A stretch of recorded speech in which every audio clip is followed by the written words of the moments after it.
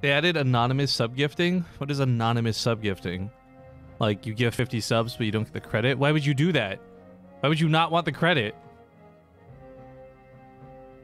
What time is it? Someone, quickly. 4 o'clock and 24-hour clock. What is that?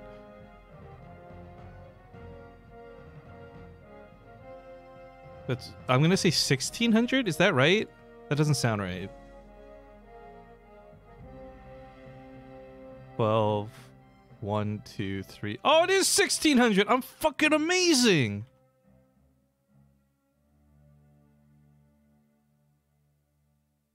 What's the date today? The 14th? 14th.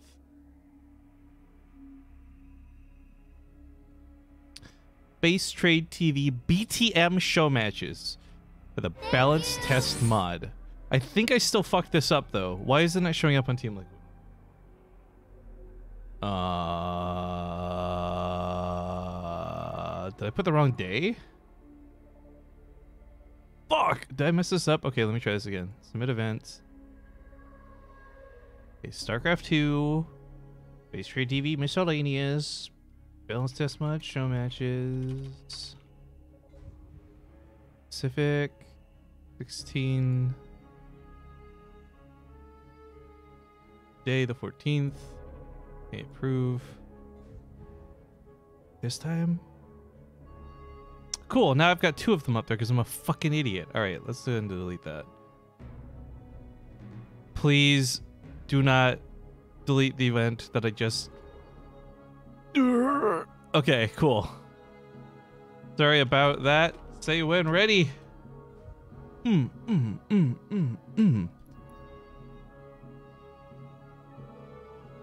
Mods, can I... Oh, actually, yo, before... Hang on.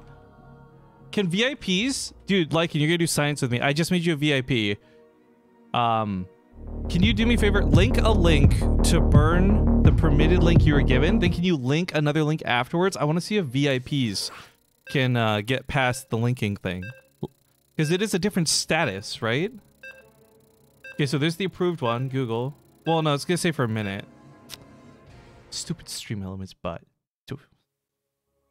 Subs can link to you. Oh yeah, it's a subscriber anyways. Fuck! It doesn't work! We can't do science! He's a subscriber anyway! But you know what? He fucking threw 200 bucks into this. He can be VIP. Alright. Ladies and gentlemen, this is not a best of anything. This is simply the balance test mod show matches. Because... why not? We had $60 left over from the last one. Thank you to CK Walsh for that. But then we put that towards today where we're going to have some more money. We'll talk about that in a second. Let's spawn here in the top right with the Blue Zerg. It's Nurchio. Trying to use the power of Serral, I suppose. His opponent in the top left, the red Protoss Goblin.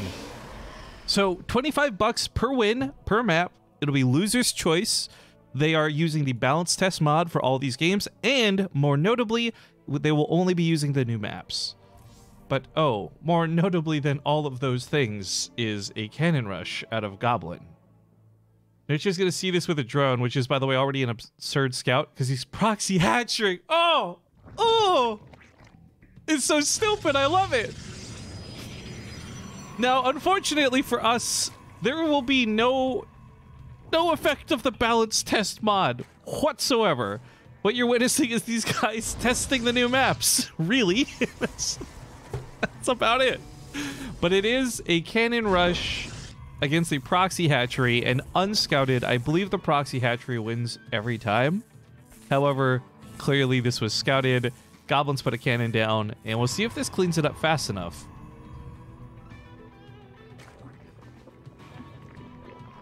I saw Goblin and Roddy sub-tourney like a month ago, and I was impressed.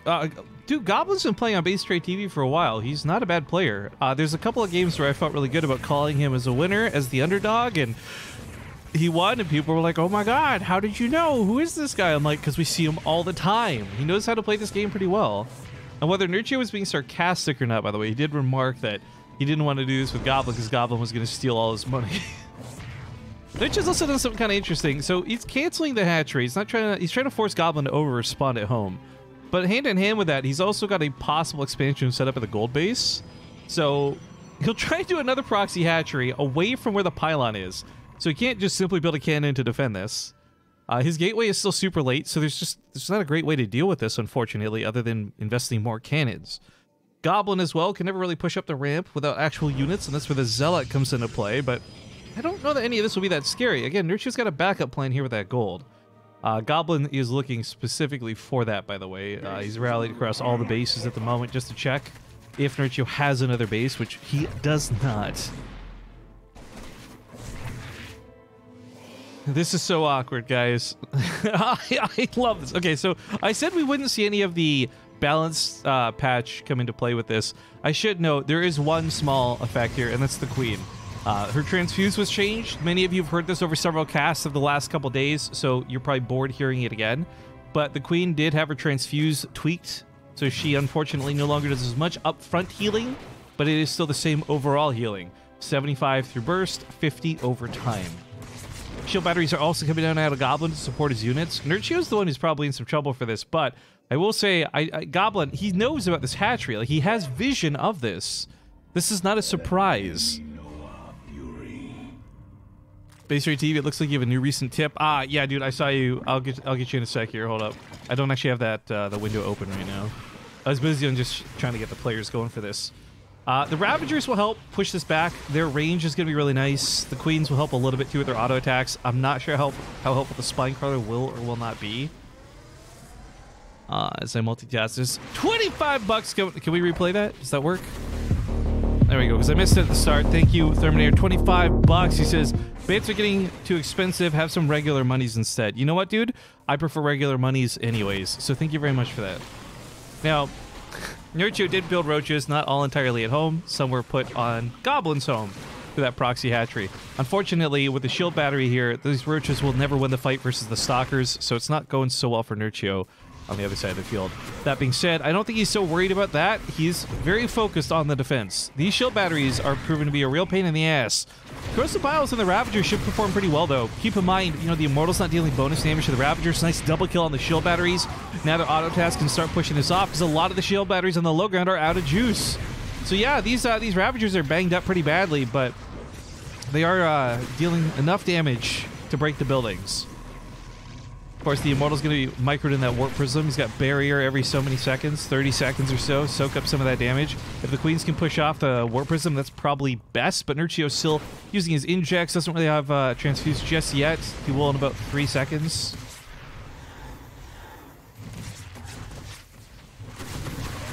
So you're going to get to see that transfuse change come into play. Didn't use it on a Queen, but there's that little heal over time effect on the Ravager, so it's fast, it's just not up front. It does change the dynamic when it comes to some of these burst engagements. A lot of the times you guys have those memories, right, of an Ultralisk that would never die because it just had infinite transfuses. Moments like that are not as likely to happen anymore. But these barriers have been doing work, and it's been really tough trying to deal with this. Another transfuse before dying goes into the Ravagers, keeps these alive a little bit longer. Other side of the map, still just pumping out whatever he can. Couple of Zerglings, couple of Roaches. He's not breaking the defenses of Goblins, so I gotta say, Goblin's looking good to win this game. Nurture's in a lot of trouble. If he got away with a gold base, if he had been able to expand, if he had been able to do much of anything else, he'd be in a much better spot. But right now, things don't look so good. Does the Immortal deal bonus damage against certain kinds of units? Yes, armored units only. Ravagers, you know, Roaches lose their armored status when they turn into Ravagers. They are just units, that's it. Not light, not armored, they are just biological. So things like Archons will still deal bonus damage to them, but not the Immortals. And that's why they're able to take these hits.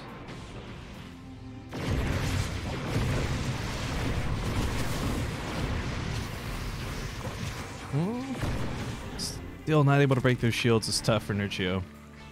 I guess on the other side, there is this dynamic where both players are on one base. Nobody's expanded out of this. At some point, the money runs out. For Nurture, if he keeps playing cost efficiently with the transfuses, he could outlast this, potentially. I mean, look at the resources lost. It's actually not very bad for Nurture, despite the fact that it looks way worse. It's just his investment in units on the other side of the map is really not paying off. He keeps fighting away from the shield battery, which I just kind of thought at some point he'd send 3 Roaches like directly to the mineral line. Not trying to fight the shield battery and that stalker. I haven't read the new patch notes. There are, is there a patch? There's a command. I don't remember what the command is. Someone linked the patch notes, though, the other day on stream. We put it as a command, so try exclamation mark patch, maybe, in chat? I don't know. Changes? Notes? I don't... yeah. We have a command. I know we have a command. I just don't know what it is. If one of our Discord mods could check mod chat there, I think somebody put it in. Anyways, the Immortals, the Warp Prism, the Micro, it's all a little too good. Nurchio is giving it his best, but he is struggling here.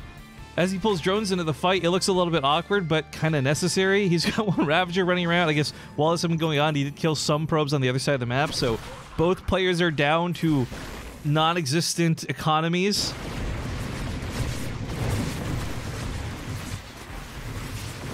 God, he's so close to grabbing some of these Immortals, and then he scoops them up in that Warp Prism. It's good micro out of Goblin, but certainly obnoxious for Nurture to have to deal with.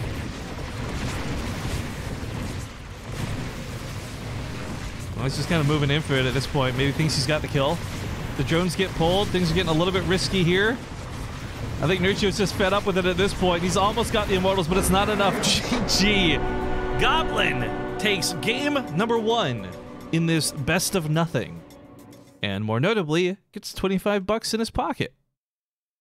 My webcam's in the middle of nowhere because I wasn't expecting to use my webcam today. You'll notice I'm wearing the same shirt as yesterday because I live an interesting life where I ever need to get changed to go outside. It's Batman. Feels Batman.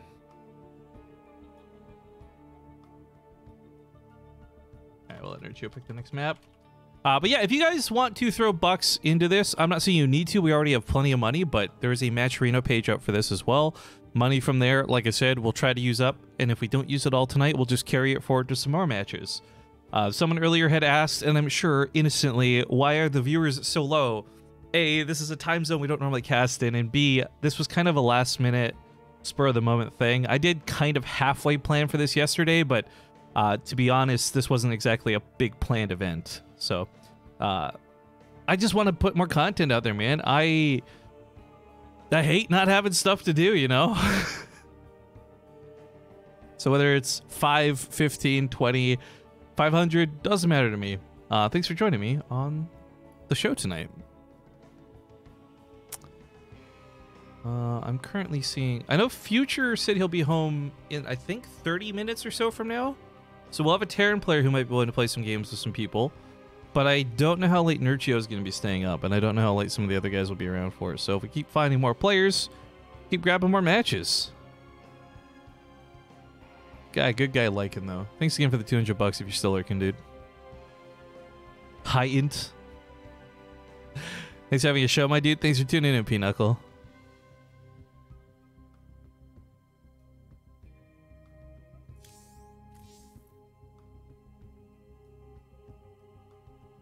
Alexander Port, or Port Alexander. There we go.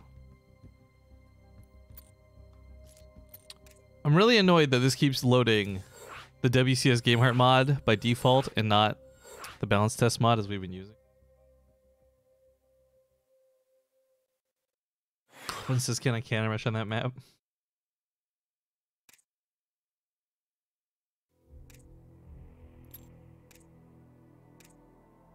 Here. Did we ever find out what the link was? I know Boris linked something. Because they did put out the official patch notes, and what's great is some of the stuff in there, some of what they discussed at the summit, so I no longer have to, like, worry about misspeaking about, like, the sensor tower and other things, and, like, accidentally break my NDA and get in a bunch of trouble. If time after the balance test mod, do you want to Beast of the Hill with the viewers? Possibly. Possibly, maybe. I don't want to promise that. But if I've got the energy and we've got time, I would certainly be down for it. I do want to play some Fallout 76. I know everyone's saying, don't do it, it's buggy, you'll get hacked, etc. But I really like Fallout, guys. So, kind of torn between games at the moment. Anyways, Nurchio's in the game. Anyone ready, dudes? There we go, map 2 on Port Alexander. Now this one, if you guys missed the first time we did these matches, granted it was with North American players, I think this is my favorite new map. I don't know what the player perspective will be, and I don't know if they'll agree with that, but at the moment, this is my favorite looking of the new maps, and I think it's got some of the cooler potential. I don't think it's the most amazing map we've ever seen. I don't think it's gonna, like, change the way we view StarCraft, but again, I think it's a cool looking map. We'll go over this in a moment for those who haven't seen it yet. As we continue on, I remind you, these are not best of anythings. It's $25 per map win. Thanks to you guys who helped make this possible. And with one win on the board, 25 bucks in his pocket. To the lower right, we have the blue Protoss, Goblin. And his butt at the top left, we got the red Zerg, Nurchio. Also, I guess I haven't really tested. I'm assuming the audio is okay. No one's made any complaints. If you guys hear crackling on the mic or things are too loud, too quiet, please let me know. Please, so I can adjust. Therminator says, I only liked in the beta because I was playing with Nyx, Deroy, Tesla, Merkel, Tom, and Ashley. Dude, I'm currently no longer speaking with Mr. Deroy. He has performed the ultimate betrayal today in Fallout, and I rage quit because of him, so please do not mention his name in the chat. If there was the opposite of a VIP, I would grant it to him. He is dead to me. Can you play Beast of the Hill with the new balance mod? I don't believe so because it's an arcade game. So I'd have to look, but I don't think we can. Now we have a proxy hatchery coming out on Nurchio once more. This is kind of nice after seeing that Goblin was in fact trying to do cannons, whether it was going to be a meme or not.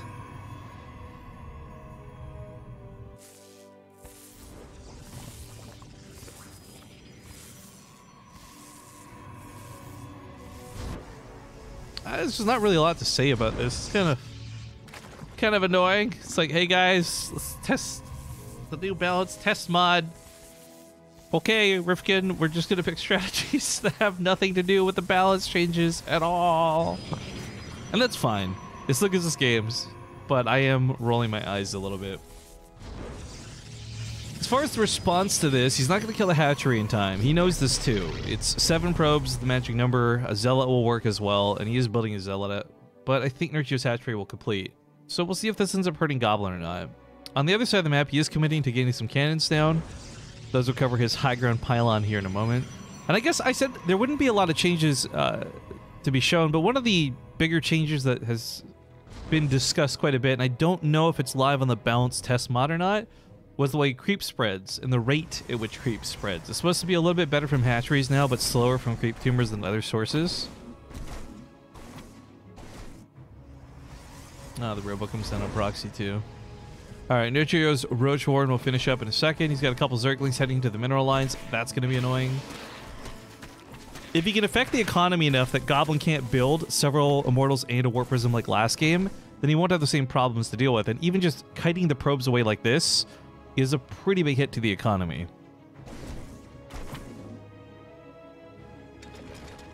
Yeah, the Queen pops out, so now she can deal with the Zealot, hopefully, but not with the Stalker, too. That's where the Roaches come into play. They'll pop in just in the nick of time. They'll save the Queen. And Goblin really, I think, underestimated how problematic this hatchery would be. The probes get pulled on top of the Creep Tumor. That's actually a huge grab. Unfortunately, though, it's more lost mining, more lost life, as several probes do go down. Goblin is not going to have the money to pump units out like he did last game, but at the same time, Nurchio... Fuck. Nurchio... that got me. Nurchio, GG. Ties up the series 1-1. Stupid. Thank you, Hello Zergling, for the 300 bits and a little bit of zombie grub that we, of course, are all missing from our lives.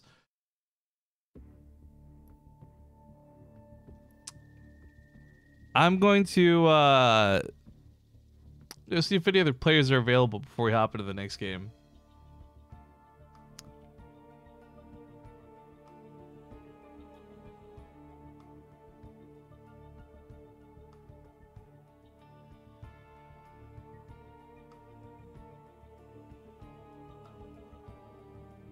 All right. I haven't said anything to the players, but if they're going to do more of this and they're just scrapping it out for 25 bucks, I'm going to go look for other people to replace them after. So we'll play one more.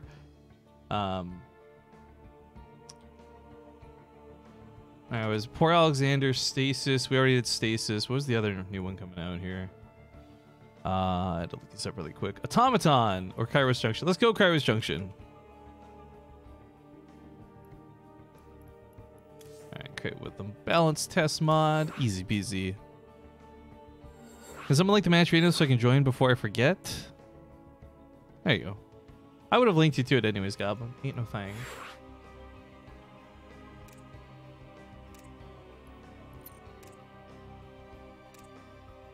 Although, he shouldn't be able to hear my response to that, so responding audibly was foolish on my part.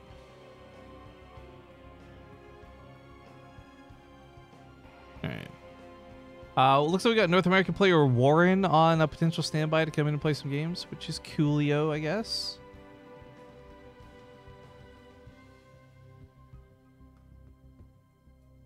See when Goblin's ready. Anyways, it's tied up 1-1. That means $25 a piece. And this may or may not be the last one with these guys, but as long as we can keep finding players for tonight, guys, we've got up to $350 to play around with. That being said, Kairos Junction. This is another map that I don't have strong feelings for one way or another, but it is an interesting design for a map, and a lot of that has to do with more about where the thirds and fourth bases are. And for those who, I guess, aren't in the know of why we're doing these different maps, while they are not live yet, these are the maps that will be the next season for StarCraft 2. So it's a nice preview into the maps, as well as the balance test mod that is going to inevitably become the balance test patch, or I guess the balance patch, not test. At any rate, I'm speaking about nothing. Here in the top left, we have the blue Zerg player, Nerchio. And I need to tab out and, unfortunately, timeout Terminator for a full 600 seconds. In the bottom right, the red Protoss player, Goblin. Things tied up now 1-1. I think I missed Jordan Gaming earlier, by the way. Thank you for the 3-month resub. Just covering my bases to be safe. Panic Switch hit us up with a 52-month resub. Says 52 years I lay dormant. Who dares disturb my slaw? Oh, hi, Graham. Dr. Sidewinder, I think I got you too, but just in case, thank you for the 41 months. Errol M was the first one who subbed this stream. That's back when I was playing Zeratul and he had asked for the AI versus AI tournament. Hopefully that's everybody. If I missed you, not on purpose. Love your faces, etc. When's the next TV tournament? That's going to be Home Story Cup. That is, I want to say the 21st of November. I think I'm flying out on the 20th. Or maybe it's the 22nd. I gotta go check my email. It's this next coming week. It's coming. But Home Story Cup is gonna be the next big thing Take TV is doing. I'm excited for that. Hello Zergling, thank you for the 49 months. He says, feels so good to hit this button. I know you've been asking for it. I told you, baby, we do something tonight, so you could. Here we are. With some, granted, European players, but we got plenty of time and plenty of cash to get some North American players, hopefully, in on some of the action. But yeah, I guess quick preview of the map for those who weren't here the last time we did these matches. A lot of these mains are actually pretty spacious. It's not a good or a bad thing, but it is suddenly now like you got to keep a pylon over here and make sure you don't get dropped on. The Nidus Worm was a really big change, which we may or may not see out of Nerchio. For those who missed that, when burrowing, it can now be killed, but granted, it has like 6 armor, so you can't pull workers into it. You have to use actual units. Loses the armor when it's done unburrowing.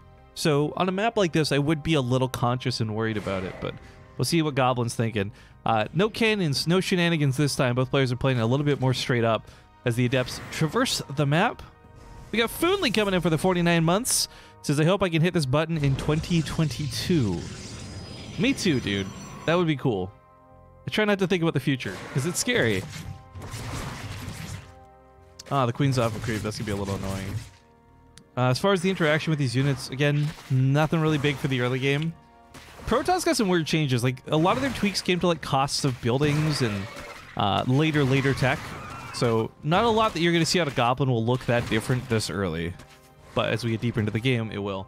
I had a lot of fun with Puck when he did these balance matches last time. You guys remember he got some use out of the Tempest, we'll say. We'll say that much. I think the new Tempest for Protoss is really cool, and I like the speed increase quite a bit. But having to fend off the Adepts has not been a lot of fun. It's a proxy gateway, by the way, so Goblin, while perhaps not doing cannons, is doing an all-in. He has not expanded at this point. Nurchio is going to confirm that with the Overlord, and I don't know if he'll cancel the third, but he definitely needs to stop droning and start making army units, because right now, he is not going to be able to deal with Goblin has, and Goblin, by the way, is not just... Oh my goodness. You dirty, dirty boy. It's not just going to be Zealots or Adepts. There's going to be Dark Templar in the mix too. But it is charge lots on the back end of things. Nurchio doesn't have a Roach Warren, I don't believe, so he's stuck with just Zerglings for the time being. It just... Zerglings isn't that bad when paired up with Queens, but it's the DTs that I think are going to cause the real problem here. No detection just yet, but the lair about halfway done, so Overseers should be available. Nurchio, I'm just so terrified we'll lose too much before he gets to use any of this. Of course, he can always turn this into Archons, Goblin, that is, if the DTs don't work out for him. But this is good, hop on top of the Adepts early. They do find some nice surface area to back into, but Spore Crawlers are finishing up. The DTs sneak into the main base. Oh, the Spore Crawler's only in the natural, though. Oh, that's going to suck. Drones in the main are going to die to these Dark Templar. Overseer starts up right away. It's coming in over the natural base at the moment. Oh, losing that Roach Warren is going to suck. He's got one possible transfuse for this. Not much. Tries to keep it alive, but as we said, it's a little bit more difficult with that lack of burst, but he does save the Roach Warren. He cleans up two of the DTs. This is starting to look a little bit better for Nurchio. He's got a lot of army supply. The third base did not get canceled through this. Brave to keep it alive, and now he should be able to collapse on Goblin, who, by the way, does not have Archons, is still just Dark Templar, which are not bad, but he won't have that splash element to this. But looking to commit, he's trying to keep this choke. This is a really interesting choke that's been set up here, by the way, because, yeah, Nurchio just can't walk into that with Zerglings. With Roaches and Queens, it's different, but with Zerglings, it'll be a lost fight every time. So, see Shield Battery coming into the mix. He did actually expand, by the way. He can see this with the Overlord. Oh, more notably, you can see that's not a very good wall. Or a very defensive wall, I should say, on top of that. So the Lings, if they can't slip in, they should be able to just knock down the wall. This is a big problem for Goblin. He doesn't have anything else behind this. He could recall. Keep in mind, recall was changed. It's got a much shorter duration, or cooldown. Looks like he had used that at some point. Ooh. It grabs fewer units, which is also part of the problem. Nice hold position on the drones. The Zealots, as you can see, wasting their charge. You can't get on top of the Queens. That's very nicely done out of Nurchio. But while this goes on, the Lynx break the other side of the map. Nurchio will take game 3, now giving him a 2-1 lead. But here's where I need you guys in chat to vote with me. Do you want me to keep doing games with Goblin and Nurchio, or do you want me to try and find some other players? 1, for keep going with these two until they're done, or 2, to find some other players and shake things up. I'm happy with either result, by the way. I'm entirely doing it for you guys.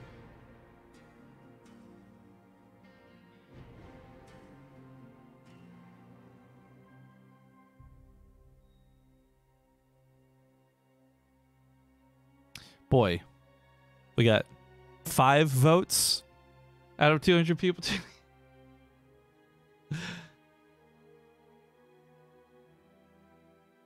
All right. We'll just... Goblin can only do one more game anyway, so let's just do the last map, Automaton, which we have not played yet. Give me a sec here. King of the Hill format? I would love to do King of the Hill format, but the problem is King of the Hill format requires a lot more players than we have available at the moment. Why can't I spell automaton? Automaton.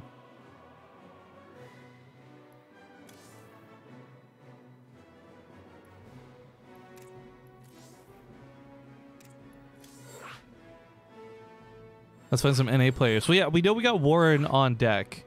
Just trying to find someone around Warren's skill level, I suppose. Let's get Goblin and Nurchio in for this.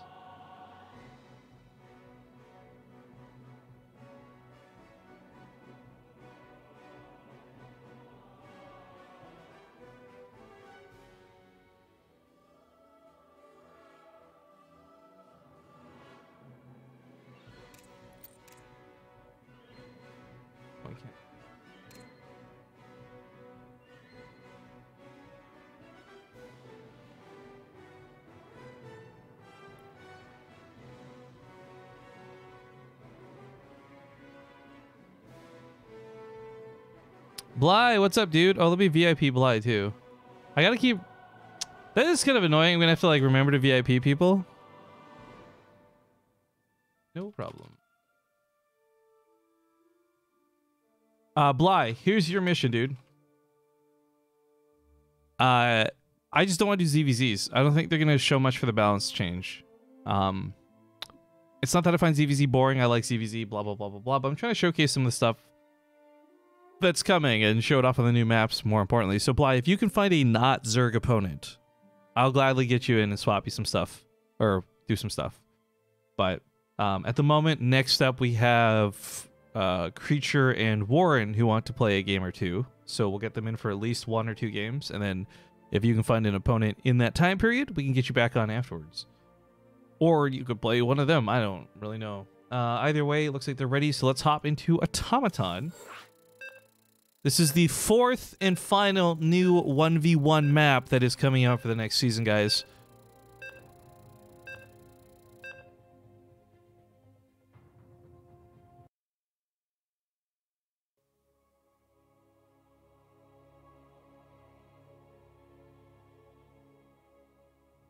All right. So remember, it's not a best of anything. It's just $25 per map win until we run out of cash is kind of what it comes down to. Spawning in the left, kind of lower side of the map, we do have the blue Protoss Goblin once more, and for the last time too, with his opponent in the upper right, the red Zerg, Nurchio. I'd love to see Guy Gosu PvP versus Tempo. Dude, Akuma, if you could talk to him, I could do it. We've got the money. Like we said, people put money into Match Reno because they're awesome. We have $350 in total to play around with, so whether it's just one game or a best of 3, so to speak, I'm happy to entertain these matches. I just put stuff in front of me. I'm going to talk about the game. Anyways, let's talk about Automaton, by the way. It has one of the most unique tile sets of all the new maps. I actually really like it. It's got this kind of wooden steampunk gear set of design. It's really clever. I like it. It's also new. I don't believe we've ever seen a tile set like this before, ever. The map design for the mains looks really wide and open, but it's actually very much not good for Reapers, for example. Oh my god, there's a robot here. I didn't even realize. Wait, zoom back in. Hello. High five. No, wait, I remember high-fiving this guy. Okay, anyways, the point I was going to make really quick is it looks really big and open, but these wooden boxes are actually blockers. So there's only 2 spots for a Reaper to hop up to the main base, for example, right over here and over on the ramp. So realistically, this map doesn't look too abusive at a glance. Also, did Nurchio not see this? Goblin has once again gone for a Forge, but it wasn't like a Forge first or a Cannon rush. It's more like a Forge follow-up Cannon assault, if you will. This will time out pretty well so that Nurchio's hatchery will not be able to cancel unless he sees this right now. He might go for the cancel then. Try to waste each other's money, kind of what you want to do. A little bit of a game of bluff. He's actually going to let the hatchery finish, though. Yeah, well, we're going to have Cannon to come down at the Goblin. Nurchio's main base is kind of okay. The downside to where Goblin Cannon rushes this time is it doesn't cover him if he wants to build cannons on the main base. Nurchio is also prepared to take another hatchery, I guess fully expecting to lose this one. And he'll confirm with a nice Overlord Scout on the other side of the field. The Goblin does not have a Nexus yet, but he is looking to take one. So not a super big all-in.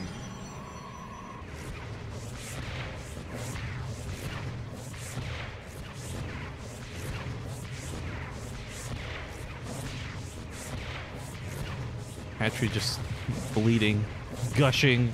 I wonder if hatcheries are sentient beings. Do they know that they're being killed? Not an important question, but an interesting one. Tries to grab the probe. This will stop all further attacks, which is nice. Nurchio is also taking the odd gold base. I guess I highlighted the main base and some of the terrain. I didn't really show you guys the weirdness of the map. So you can knock down the debris over here and technically mine the gold without taking the base on this side. But the problem with taking the base on the side, this is really exposed. It's in the middle of the map. So I'm not sure if these golds will be abused the way we've seen them in previous seasons of previous maps. I think a lot of the times we've seen Zerg players just very much so opt to take those golds as fast as possible.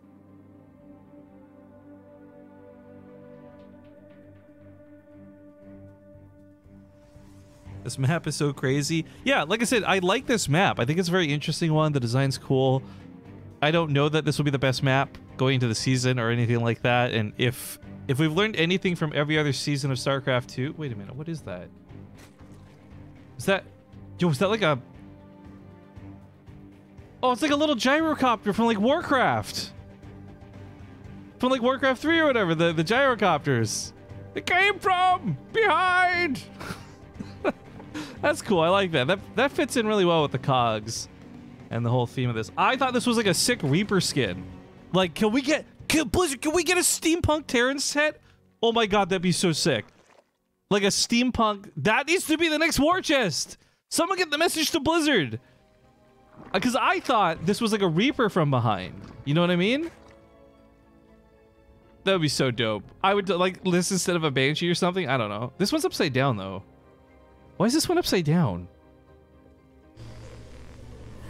Okay, whatever. Anyways, getting back to what's going on and getting less distracted by the aesthetics from the map. We have resonating glaives coming out of Goblin. Now, Nerd Geo's side of the map is kind of wide open. It's very awkward. And because he never cleaned up the pylons, it does provide a spot where Goblin can warp into. So his adepts are already on the other side of the field. Can you be upside down in space?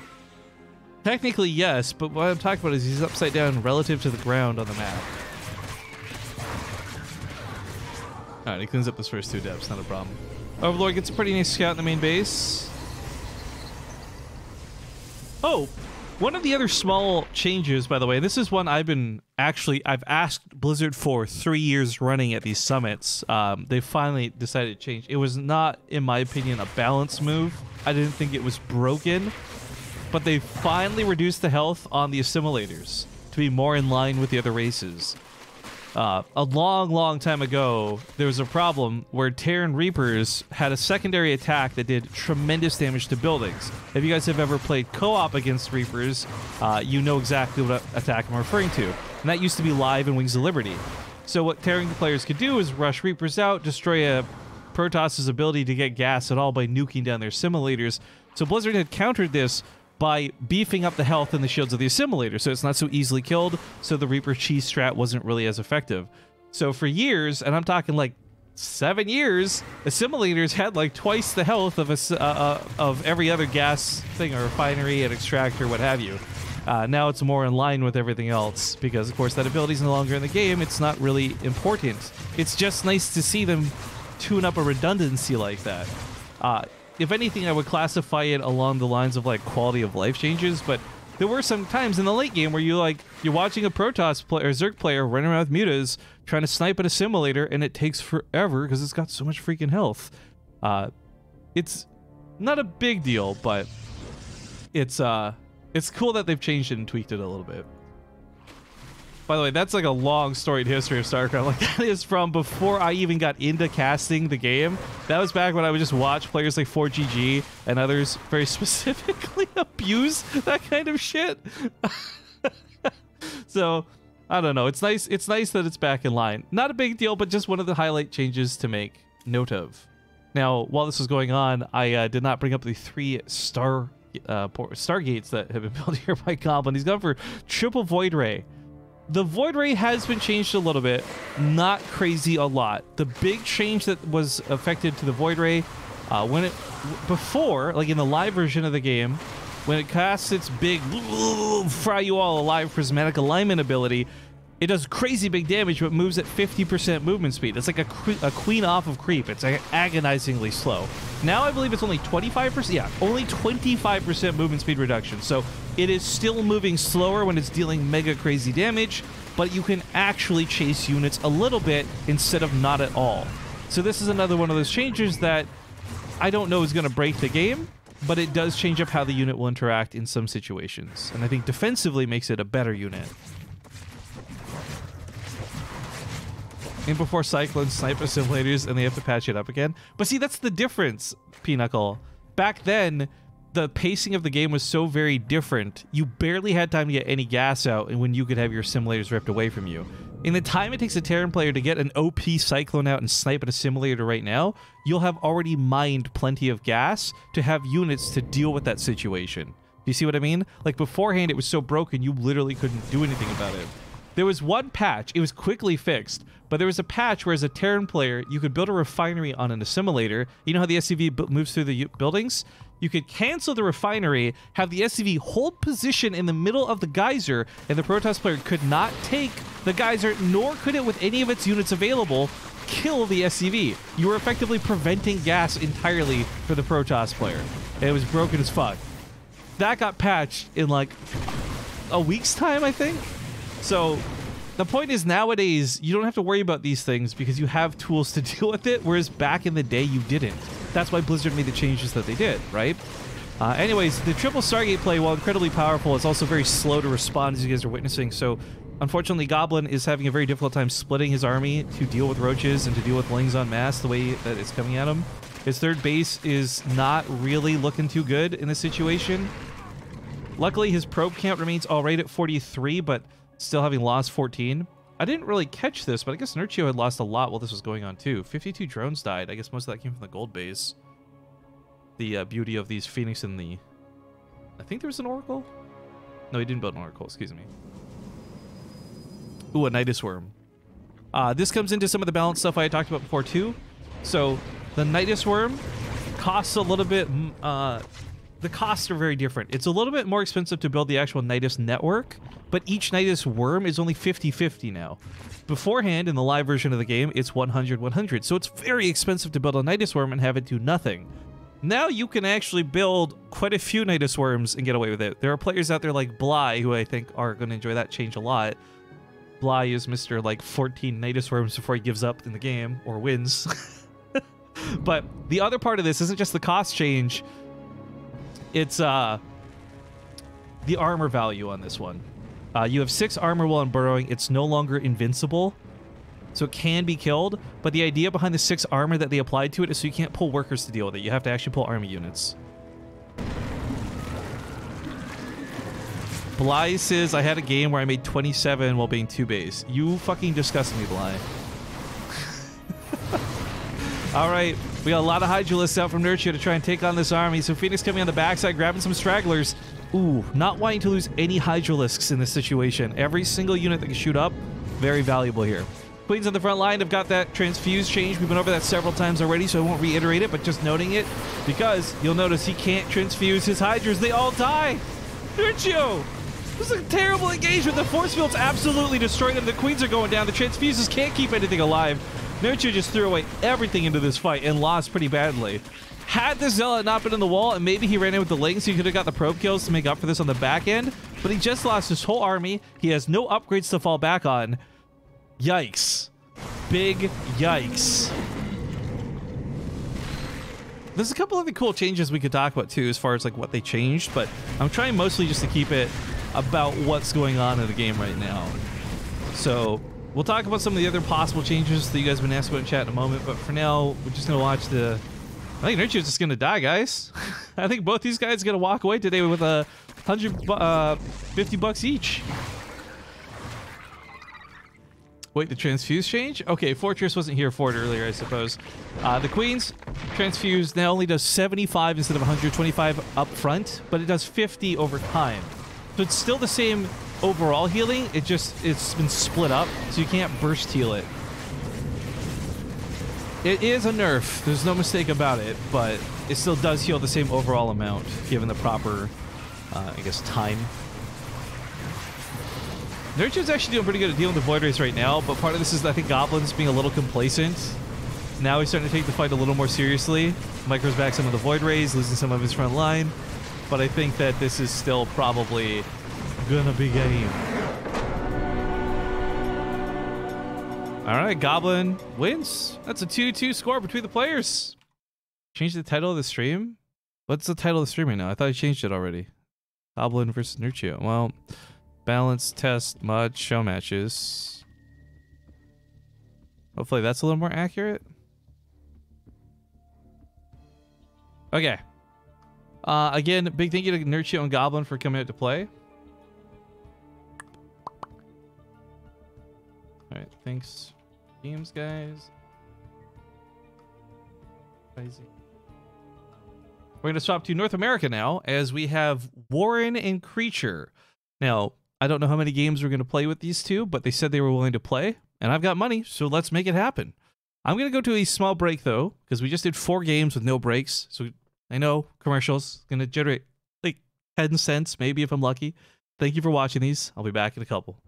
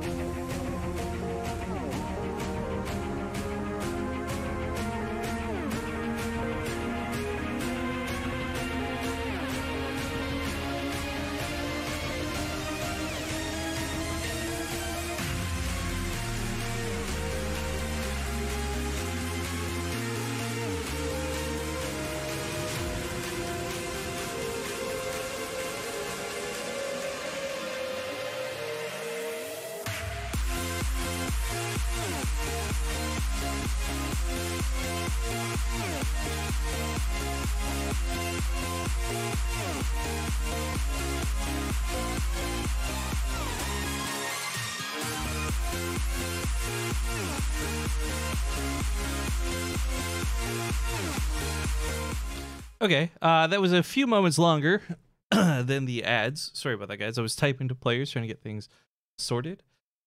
But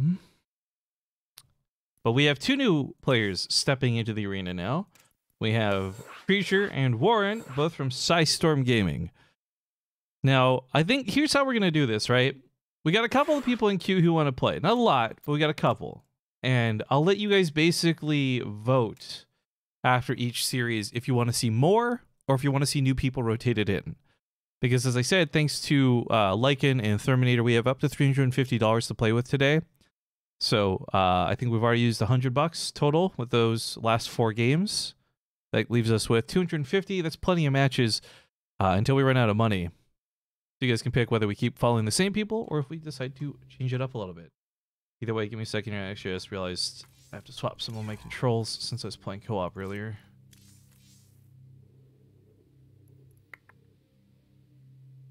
We also have Groovy Man and someone he wants to play against for at least 1 game. Says he got a parking ticket. He needs this money. Oh, dear.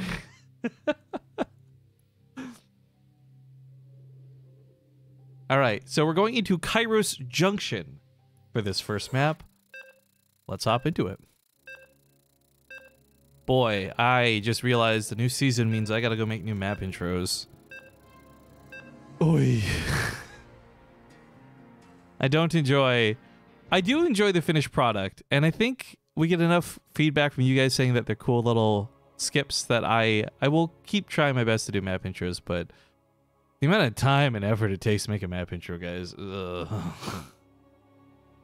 That's all I can really say, just ugh.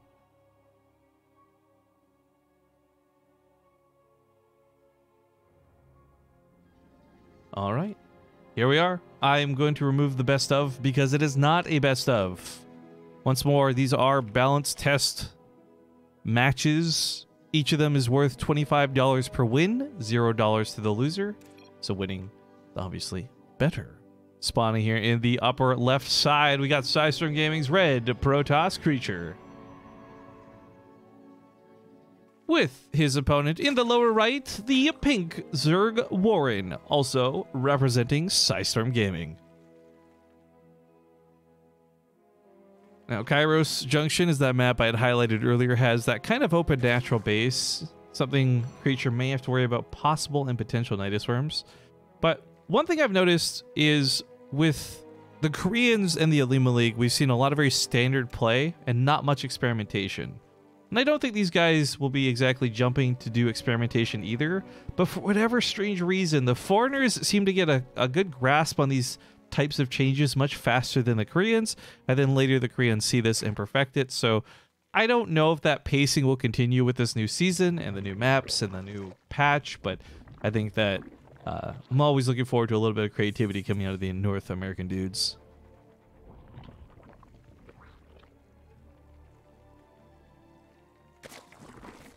Mecha Xavier with some nice words for Bly in the chat.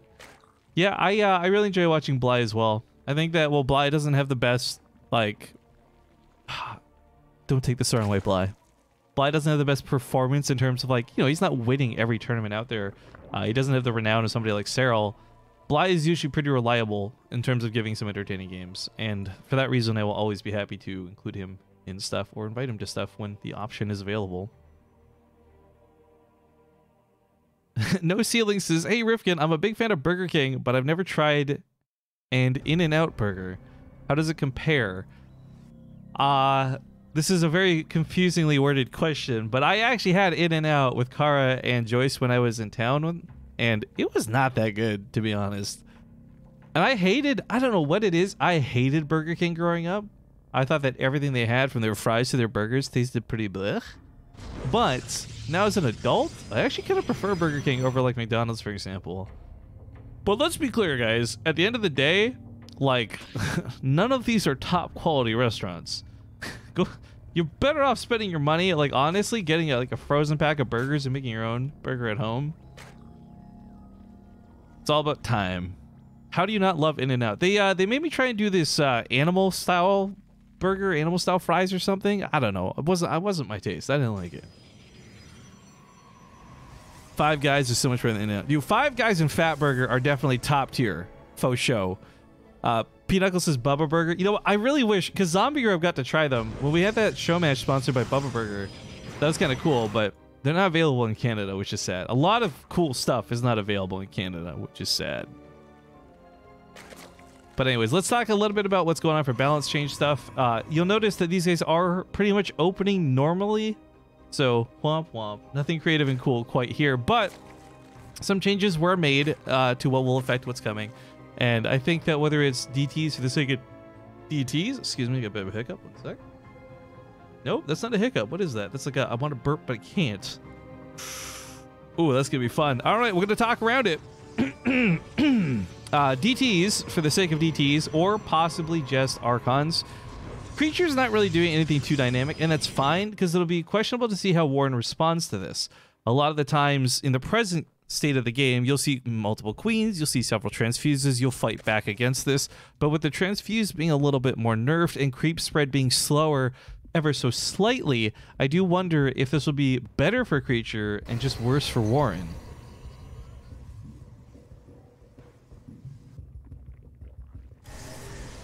By the way, we'll keep an eye on what that is in a second. He's using those sexy skins, by the way. I'm telling you guys, though, they need to make a steampunk-themed skin. I'm going to be so mad if Zerg get this cool mechanical skin, but we can't get steampunk Terran. I want little Marines with fucking top hats and goggles. All right, DT is coming in. The Spore Crow's going to finish. The drones are going to have to be on hold position if they want to. Oh, my God, that queen just... she was deleted. Was there even any proof she existed in the first place? Oh, my God. Those DTs just, they went, it's like a League of Legends game crash. Bug splat. Oh, like 5 people are going to get that reference, and I'm okay with it, but I thought it was clever. We got DT Blink coming up with this too. So this was another one of those tweaks. They've changed the DT Blink in terms of like its research, its cost, blah, blah, blah, not the actual effectiveness of it, so it is still the exact same DT Blink. Which, by the way, if you guys have played the new co-op here, Zeratul, oh my God, guys. So... Zeratul is kind of broken in a lot of different ways, some good, some bad. But Zeratul DTs get a blink. Okay, that's not so surprising. But at like level 3, their blink gets an upgrade that you don't even have to research. They just get. Where their blink will do 50 damage to any unit that passes through their blink path. So you can just stack like 40 DTs and blink through everything, and it just like one-shots an army. It's so stupid. On top of that, they are still DTs, so they deal tremendous amounts of damage. I hope that never makes it to the live version of the game. I'm just going to throw that. It's got to stay in co-op. It's too cool to be anywhere else. Anyways, it's a big swarm of links coming out of War, and I'll go for the Nexus. He should be able to actually grab the probes. I don't know if he'll kill the Nexus in time. Even if he had that big full surround, the shield battery would have been able to keep that up for a while. As you can see here, some DTs getting in for the defense too, so this really shouldn't get too out of hand. Oh, as they get stuck. Ooh, that sucks. Losing all the links like that. Is Groovy Man still talking about his speeding ticket in the Twitch chat? Dude, just pay attention to the rules of the road, right? Adhere to the laws of safety. You won't get speeding tickets. No, like we said, we got Groovy Man and someone he's playing against. We're coming up here for at least a game in a little bit, but we're gonna finish up with Creature and Warren first. And as I said, we'll leave it up to you guys to vote whether you want to see more of Creature and Warren or if you want us to move on to the next one. So far, it's not a bad game. Very different play with this emphasis on DTs. The Overseer will finish up in a second, but oh, those roaches, a little too close for comfort. They've got to kite these DTs. Not something they want to fight at face value.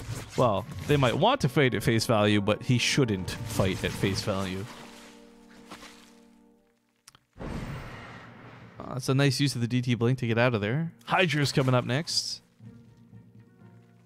Also, Bly, if you are still listening, coordinate with Future on the player Discord server if you can. If Future's down to play against you, dude, I'm totally down to fund those matches.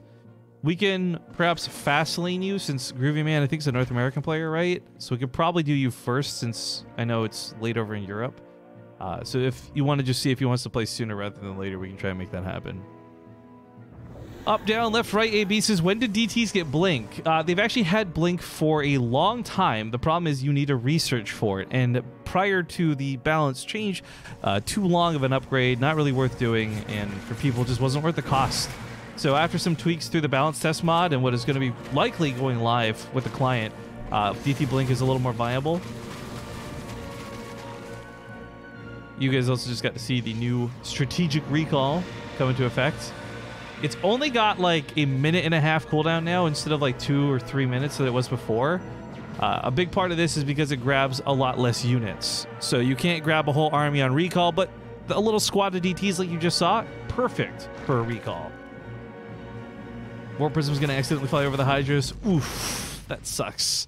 Luckily, though, for Protoss, that's only minerals, so not a huge loss, but that is some of his micro capabilities now gone. We also have disruptors out, and I guess we hadn't covered this, but if you guys have not seen, right there, they no longer are forced to detonate on the first thing they come in contact with. These disruptors, which by the way look so cool with these skins, they deal so much more damage than they did do right now live. This is their previous version before Blizzard gave them a change. So disruptors are, for lack of a better phrase, OP once again. This really sucks for Warren. He's lost a lot through that fight. Resources lost in the gutter, and unlike most games for Zerg, where they have like already a 5-base setup economy, you're on 90 drones, you can afford the losses. For Creature and Warren, Warren is really not going to get the trades he wants out of this. I like the idea of the Swarm Host too. Oof. But as he keeps losing chunks of his army, he just simply does not have the economy to afford these losses. So Creature is hunting him down, but Warren is probably going to die, guys. That Disruptor skin, though, looks like it would go really well on the Automaton map, right? Like, this kind of feels like the thickness, the chunkiness, the color, it feels a little bit more steampunky. Like, that's what I'm talking about. That's the kind of skin I want.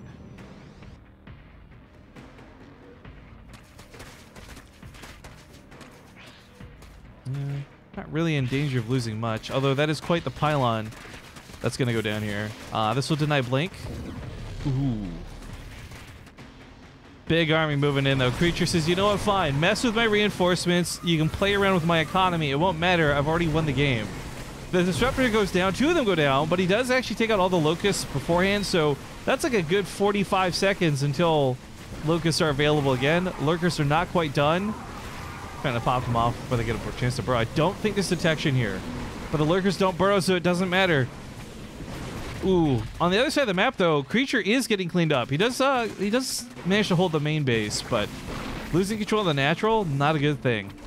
The lanes dart out of here. They're going to probably grab some probes over on this base, but while this goes on, Creature's still just storming down the middle of the map, and frankly, I don't know that Warren can stop him. Another wave of locusts actually is available. This might look a little bit better. SC2 Bren, to reply to your question, just tweet at him. There is zero reason for me to ask somebody a question that you could ask them yourselves, or yourself.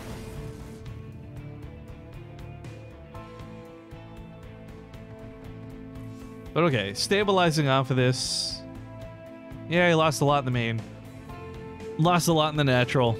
But with 3 and 4 bases still mining, Creature's got the money to keep building disruptors as we see. I do kind of wish he would repower the gateway, or the Twilight Council, excuse me, so he could at least get Blink on his stalkers, which he doesn't necessarily need, but there's no reason not to have Blink, especially if you're like, was it 70% through researching it? Oh my god, if Warren picks off Blink right here. Oh, the Overseer not ready.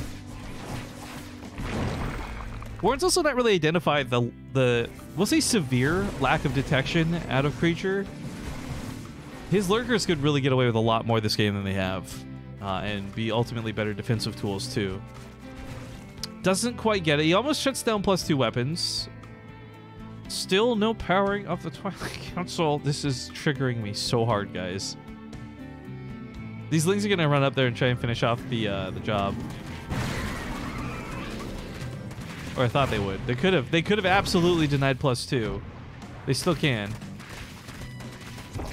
Alright, that's a pretty good pickoff. Limiting a lot of damage out of Creature's army, but keep in mind, things like Disruptors, they don't really need upgrades, right? They just do a lot of damage. It's their spells, their ability.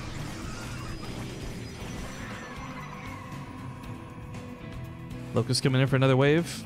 I'd say pick off the Blink, but you know what? I'm fairly confident. Oh, there we go. I was gonna say he's never gonna repower it. But now the pylon's coming down and he should be able to finish off that Blink upgrade, which would be nice. DTs continue to run around. Looks like another base shut down on this side too. Big problems here. The DTs have been... You know, I talked about the stealth detection being an issue for Creature, but it looks like it's been a bit of an issue for Warren too. The very quick moving, blinking DTs have been trouble to catch, but he finally does deal with them. Just took him 2.5 bases to do it. Although that's not all. Why? Why are the lurkers not burrowed? Why? All right, he'll save the base barely, but game pause. I'm just I got like a lot of I'm doing the not like this face consistently through a lot of this game, guys. We're needing a bit of a pause though.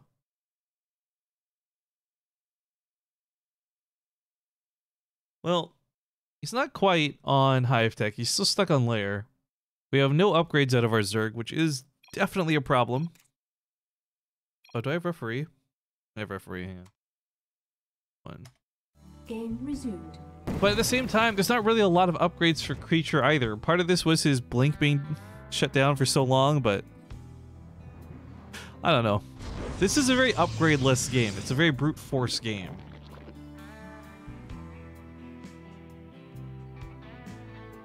Rifkin is the best at telling you when to tweet people questions. Look, here's the thing, right? The question you asked me is innocent enough, and I don't have any problems with you, SC2 Brand. I think you're a cool guy. But it's like, hey, could you ask your friend this question? It's like, you could just ask him this question too. Why do I have to? I don't want to set that precedent, dude. I'm not going to be somebody's questioner. But yeah, honestly, and while I'm teasing for sure, a bit more of a general statement. If you guys ever have questions for StarCraft 2 personalities, like, a lot of the time, Twitter's a great open forum to reach out to them. Not everyone's always going to respond to you all the time, but most of the time, it's just like the best way to reach out to people. The lurkers over here have not been detected. Oh my god, Creature just lost his... Like, was that 30 army supply in like one big swipe? Ooh. I would be your questioner, Rifkin, if you asked. Yeah, but no ceilings. If I had to ask you the question to ask somebody a question, would I not be better off just asking the question myself? So your job is obsolete. This Nexus is going to die to the lurkers. I can't believe the lurkers are actually being such a problem. This was such a power shift in the game, guys. Creature had such control over the map, but now he just doesn't have anything left. That's it. Warren wins. GG. I'm so confused. And I don't understand how. But that game turned around. And congratulations to Warren, who now has 1 point and $25 in his pocket. But here's the question for you guys. Whoops. That's not Nerchio's name. I need Warren's name. There we go. He actually has 2 points on the board. Keep score of this. Hey, why not, Greg? What's up? Great emotes. I see you're also subscribed to an amazing streamer. Fear Dragon answered my question on Twitter. This is what they call him. You know what I'm gonna do? We're gonna like backwards dissect this, just because this is so dumb. Where's my display capture? All right.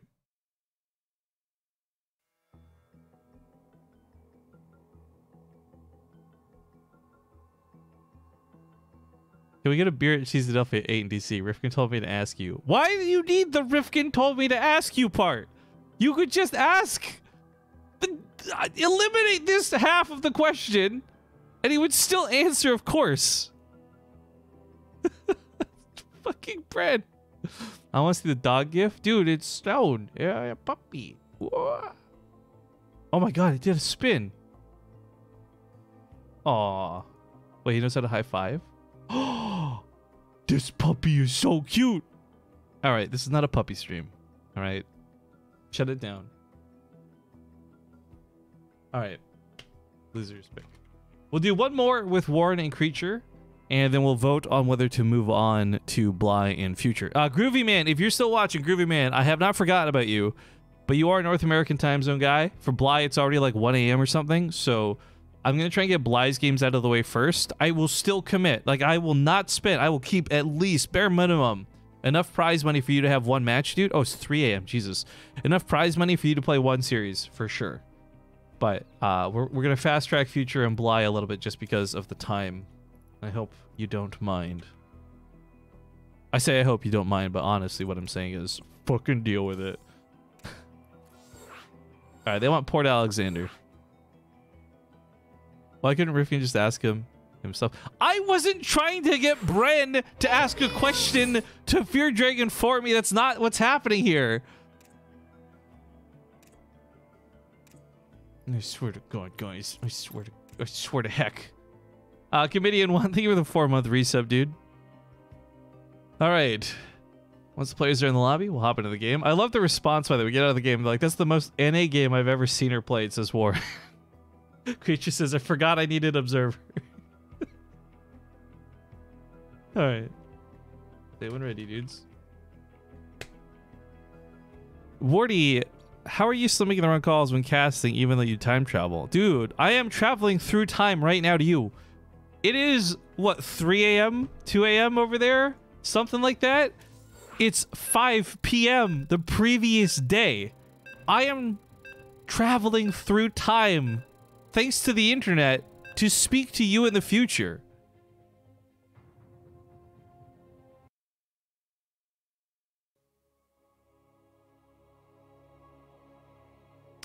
JoJo Power Ranger, let's back this up for a second. JoJo Power Ranger, my name is right fucking here. How are you misspelling my name in the Twitch chat? You what? No, this deserves a Jackie Chan level of like, what the fuck? Like, all right, let's get into game. Ladies and gentlemen, it's another match. It's not a best of anything. It's simply points because one win will equal $25 dues. Spawning here in the top left, he's got 1 win on the board. I don't know how. We have the Pink Surg Warren repping System Gaming. His opponent in the bottom right, the red Protoss Creature. who should probably sign up for a baseball league that would certainly give him the role of pitcher. Hey Rifkin, since you wanted to know, yes, they serve beer at Cheesadelphia, Ace 425, Ace 425, Ace 420. Sperry 14, you're cruising for a bruising, my guy. Wardy is apparently out to ask Griffin questions. It must be nice. Yeah, but Bren, you've also seen how much I abuse Wardy on stream. You are now experiencing this yourself. That is the causality of asking me a question.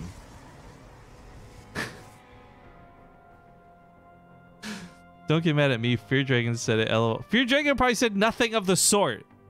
Don't put words in Fear Dragon's mouth. There's no room, since it's already so full of dick.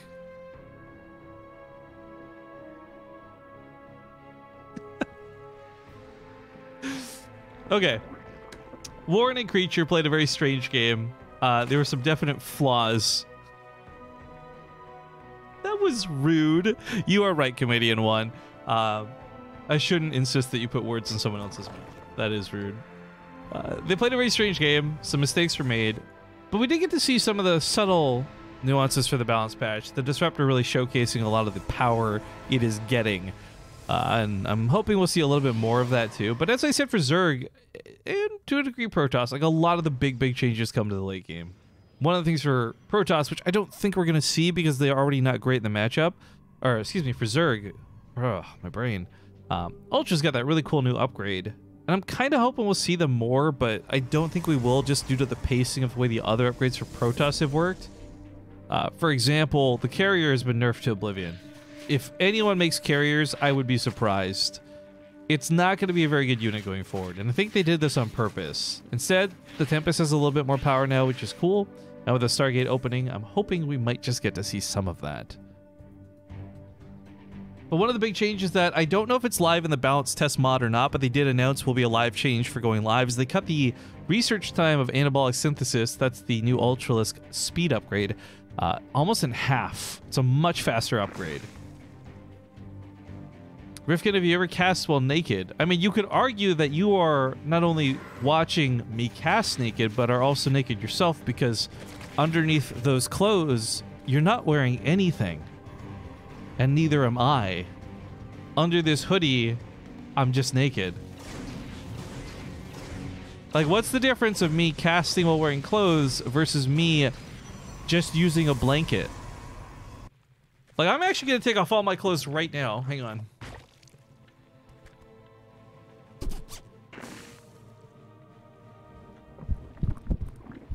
Okay. I have no clothes on. Do I sound different? I'm really glad my roommate's out for the day. She's off doing a photo shoot because that's what attractive women do, apparently. And just, I want to put it on the record that if Lynn comes home and I'm naked, that's my bad. It's only TOS if I show you guys. Or, alternatively, all I have to do is just start slapping on a little bit of paint and it's going to be just fine. Forge comes up and get that Robo-Bay come down. I guess I was hoping to see a little bit more out of the Stargate. Man, it's actually like so nice and breezy. It's freeing and very liberating. Maybe I'll cast like this more often. Anyways, I was hoping to see more out of the Stargate, but it is going to be the Robopath again, and I think part of this really is just like the strength of Disruptors is not something you even debate. Disruptors are good, period. So how does Warren deal with Disruptors? Well, there's a couple of different things you could do. The least good thing you could do is brute force your way into it, kind of like what we saw last game. But getting like a Viper for an Abduct and doing things like killing them before they actually get to detonate their shot, because that is one of the strange trade-offs, right? More explosive for better damage, but because it doesn't detonate on the first unit it comes in contact with, and it does have a delay, there's a larger chance you actually kill that unit before it actually shoots, detonates its load. At any rate, you guys can see he's got the Warp Prism speed upgrade coming up, Gravitic Drive. He's going to be playing around a lot with the Warp Prism and the Disruptors, and we'll get to hopefully see some cool micro out of it.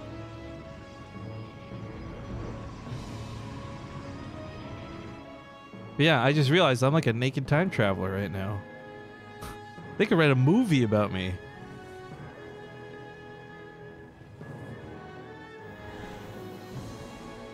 Alright, so as the warp prism comes across the map, you're going to see that speed increase kick in soon.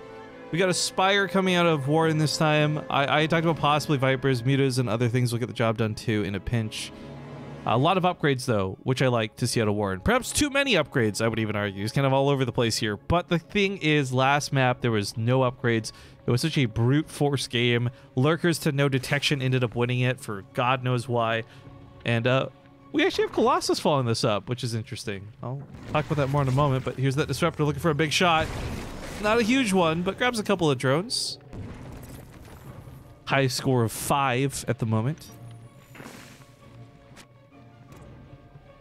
But yeah, the Colossus wasn't really changed. Some of the units, like a lot of the units had minor tweaks to them here and there, even if there wasn't like a big balance overhaul.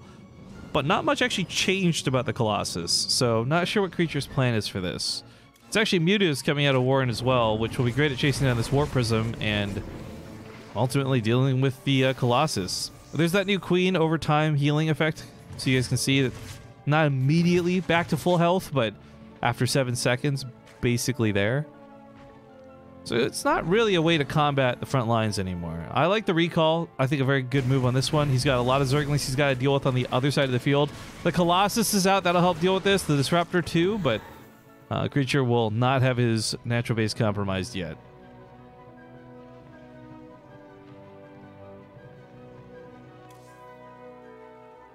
I don't imagine the Hydras are for actual Hydras. Probably leaning towards Lurkers once again for the late game. For now, we'll watch the Mutas go around, and that's where the point we had highlighted earlier. We may see them be able to pick off the Assimilators a little bit more quickly, a little bit more easily. The Lings realize they've gotten to the wrong place at the wrong time. The Colossus was here waiting, but nothing is in position for the main base. A shield battery and a cannon will buy a little bit of time. The Stalkers get in position now, trying to chase these Mutas, but Blink's not done yet, so chasing them is definitely a lot easier said than done. Even after Blink is done to an extent. Either way, he takes down one of the Phoenix, loses some of the Mutas. This trade out, whoops, excuse me, so far not looking that great. I mean, it's really meant to be more of a harassment thing, not like a lose my Mutas and fight thing, and I don't know why he pulled the trigger to auto-attack there instead of run away. More Mutas go down. 700 minerals and 700 gas out the door, and the Mutas that remain, he's just kind of... He's not microing them, frankly. I'm not sure what Warren is doing or what he thinks is worth his time, but he just lost a 1,200 mineral, 1,200 gas investment for nothing. Now, if he had gotten a little bit more out of this, you could start justifying those costs, but realistically, that was just a bad fight for Warren. Now, Creature feeling very confident, knowing that he just took out so much of his opponent's supply, starts marching across the map. There's Hive on the way, there's Lurkers on the way, but unfortunately, all of these things are coming up and not available in time to save this 5th base. Had to double check the count on the map real quick. That's a lot of bases. Oh Jesus, though, while this goes on, huge Ling run by on both sides. Main, natural, and third. Oh, Bailey's popping off here too.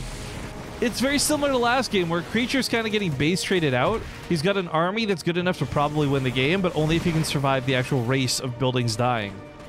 There's like no probes remaining. I don't know if he'll actually get anything out alive to go build, you know, assimilators in the corner of the map. His recall is on cooldown. He just recalled some of the single Colossus here to the natural. Ooh, it's a little bit rough. It's a powerful unit, but it's got a huge task ahead of it. It's going to die to the Lings on the high ground. Actually, a big mistake over there. Zealot's getting warped in too. There's no more recall option either, so it is full-on base trade territory, and Warden can win this just by killing all the buildings. Creature does not have a lot of buildings to play, and nor does he have the ability to reinforce said buildings. This is looking pretty bad. Tree Lover _ thank you for the 2-month resub. This is keep it up. Well, if you knew about my real-life state at the moment, you wouldn't phrase it like that, I don't think. Or maybe you did because you know that I'm naked casting the game. Ooh.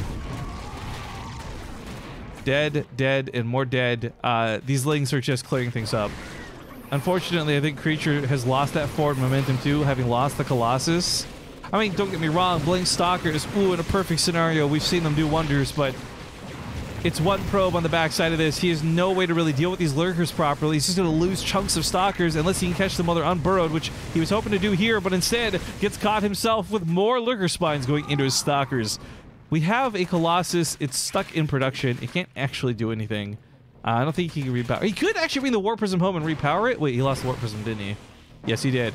Stalker's swinging up to the high ground, trying to get up here, but Lurkers can still respond to it. Guys, I think Warren's got a 2-0 in the bag. Creature gonna tap out. GG.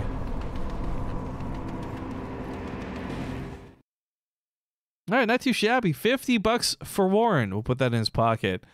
But we're going to swap over now to do some Future versus Bly stuff. Hey guys, thanks for the games.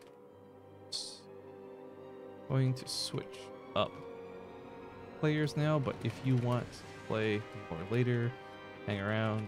There's happy to have you back. All right, so yeah, I'm gonna go to commercial break while I coordinate this with Bly and Future guys. So I'll be back in a minute. Thanks for watching.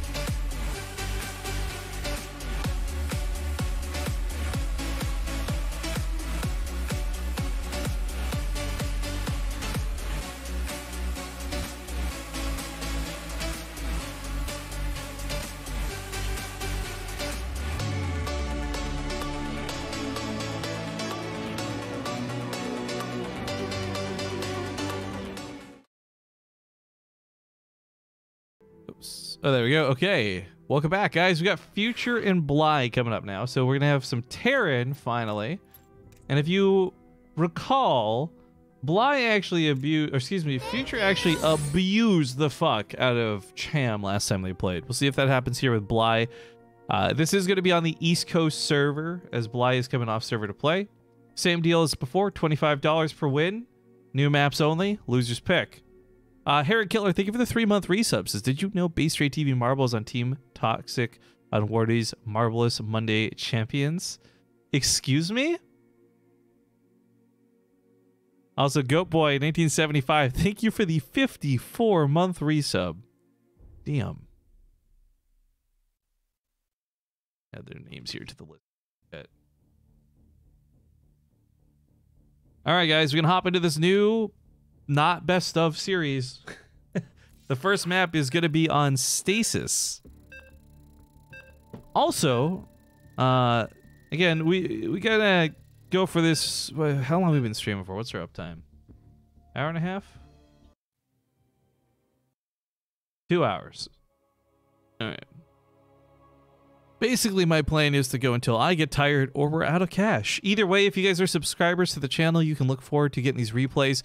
Or Patreons who are part of our Patreon, Patriots who are part of our Patreon can look forward to getting these replays as well, so that you guys have some awesome stuff to study from and perhaps be the coolest kids on the block for builds with the new patch. Either way, this is the balance test mod.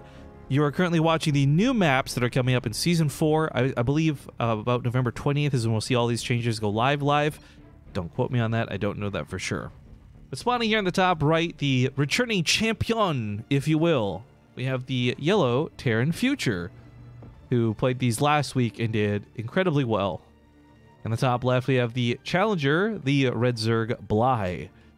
Now, a couple of things to note about stasis, because I do believe I've got an inkling of an idea. We're going to see some air units this game. There are air blockers in the top side of the map. These aren't your conventional air blockers that they've used in the past, though. This air blocker just completely limits the top side of the map. So, realistically, when you look at the mini-map, about this whole section is unpathable. So it's a little bit tighter than it actually looks. There's not as much airspace to work with. Bly is somebody who's very well versed with the changes. I know for a fact he'll probably at some point try to do Nidus Worms. They are his jam, if you will.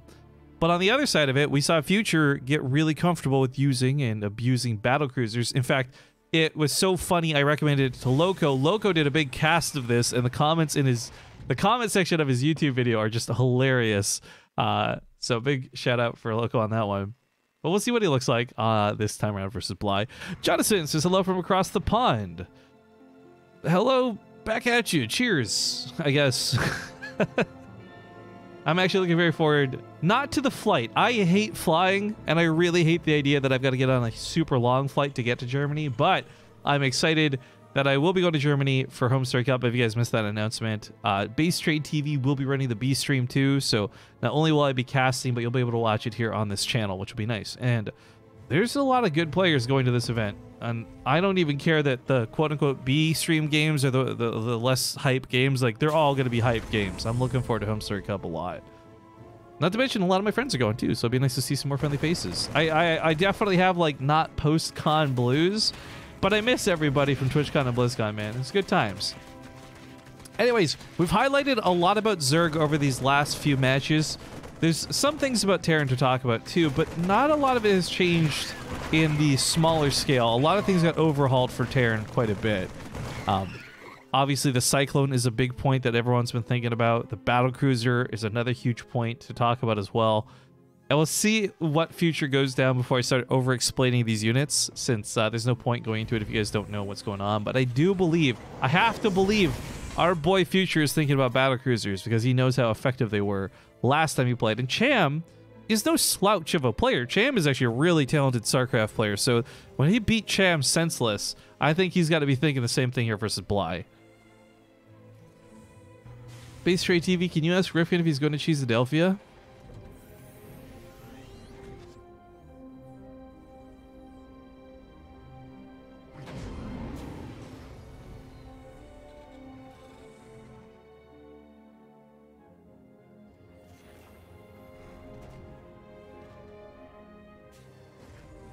I'm not going to choose Delphia. All right. Sorry, we had something pick up or load. I was tabbed. I was the bunker making the sound. Okay. Sperry says, will I get the B stream replays with my sub, or are they limited to the month I sub? Ooh, that's a good question. I'll have to ask Take TV if we're allowed to share replays or not. I'm going to say no for now, just tentatively to be safe, but we'll talk more on that in a moment. While I had hoped to see possible battlecruisers, we are seeing a Banshee come out. Hyperflight rotors was changed slightly in the patch, but not enough to really talk about. The actual upgrade is what I'm talking about. The effect of the upgrade is exactly the same as it's been. The Ravager Egg here in range of the bunker will unfortunately not die. It's the beauty of it having armored status, but the Banshee will clean this up. A small cost to Future of 5 workers, some annoyance for sure, but I think what's great about this is Future can immediately counterattack with this too. Banshee doesn't have to sit at home. It doesn't have to take that really long path down the middle of the map. Bly at the moment doesn't really have a lot to deal with this. My bigger concern is not his lack of anti-air, but more his lack of detection. Future will get here with Cloak already pretty much done. Basetradetv, can you ask Griffin how much cuffs and crystals need? Akuma! Don't give me Lord stuff. Give me real money. Also, the answer is a lot.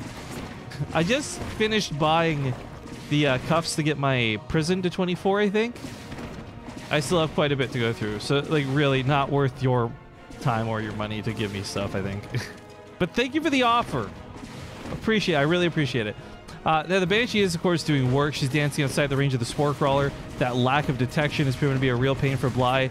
And I mean, this is basic stuff. The cloak wasn't changed. The Banshee wasn't changed. It was just simply one upgrade for the Banshee that was tweaked in terms of like its research. So, yeah, this is a real big problem for Bly, and it wouldn't look any different on the normal version of the game. A lot of this just has to do with the fact that he went for this big Ravager attack and wasn't ready for the follow-up, which, admittedly, he really should have been.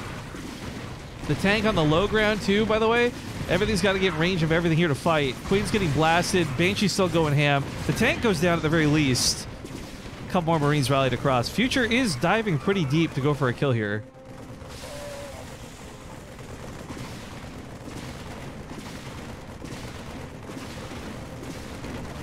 The Roach gets picked off there by that Banshee. She's out of juice for stealth, but the Marines could actually kill the Queens. Another Banshee arrives to the front lines. He's just in the nick of time. Another tank comes out.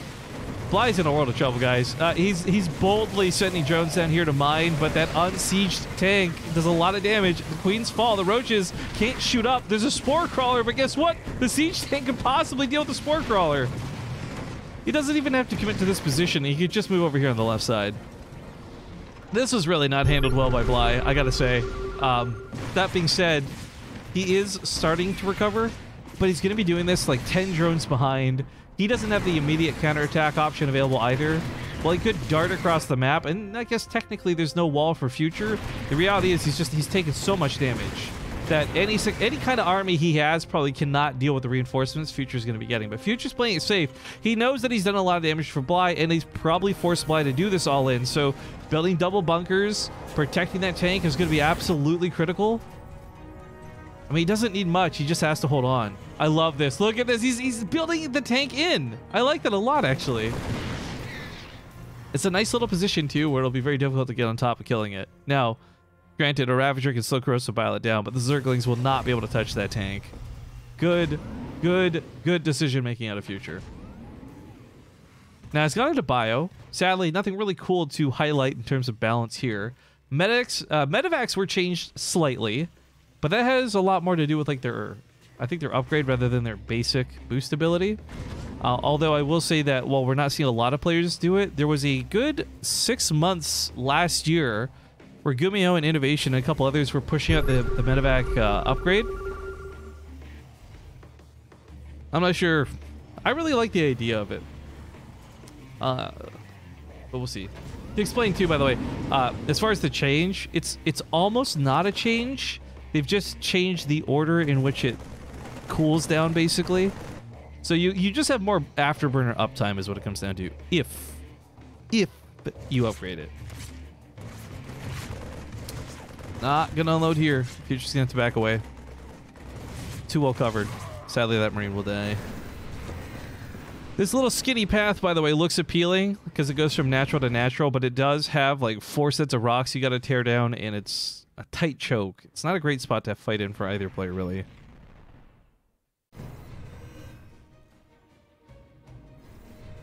Bly's sticking to it with Roaches for now. We'll get caught by this top side. Marine should be able to pounce on this as Stim's done in 10 seconds.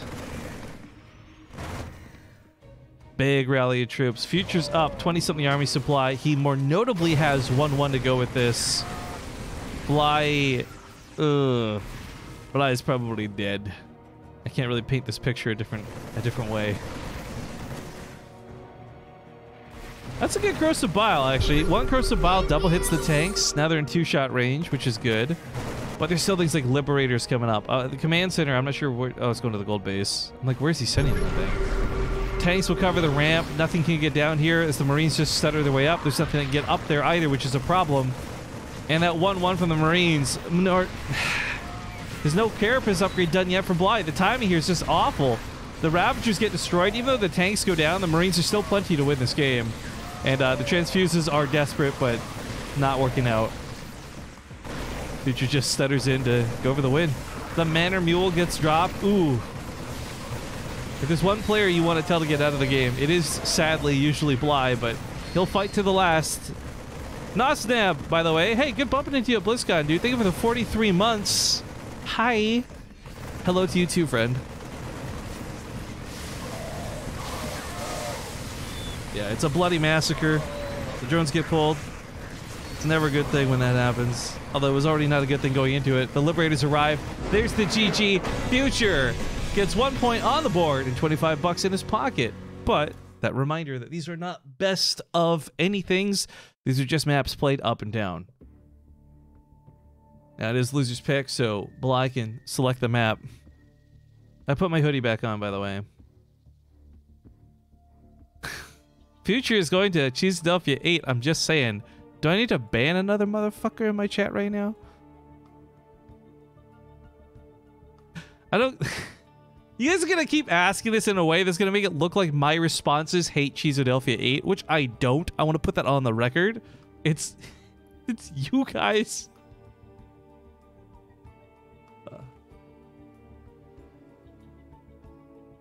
Alright, Bly says any map. Let's go with Automaton. I like Automaton.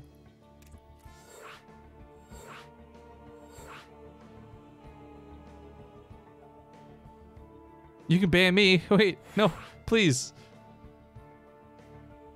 Where's that Ace O emote? That's one of those. User asks to get banned. User gets banned. User's response. Future in here too. Bly could use an opponent. Why not? And I gotta make sure we've got enough money to keep doing this, by the way. So it's 100, no. 150, 175. Okay, we've used 175 out of the $350 available to us at the moment. That's cool. Someone donate a comb.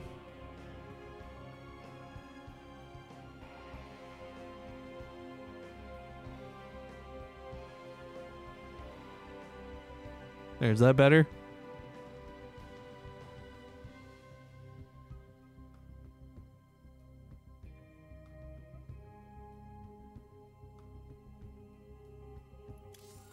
Please say they're ready. Let's get into a Automaton.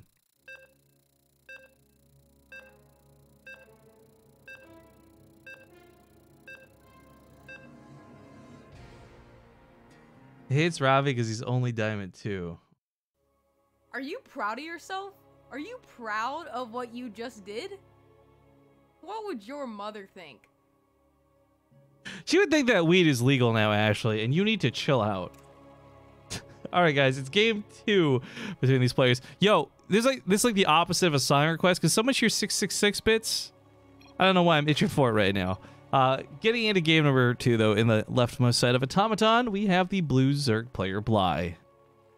With his opponent in the upper right, the yellow Terran Future. Up 1 game and 25 bucks in his pocket, because to recap, $25 per map win is the current situation at hand. We have a match Reno page set up for it, and if you guys... Oh, interview bots! It cheated the map, hacker! It couldn't possibly be that I'm just a slacker!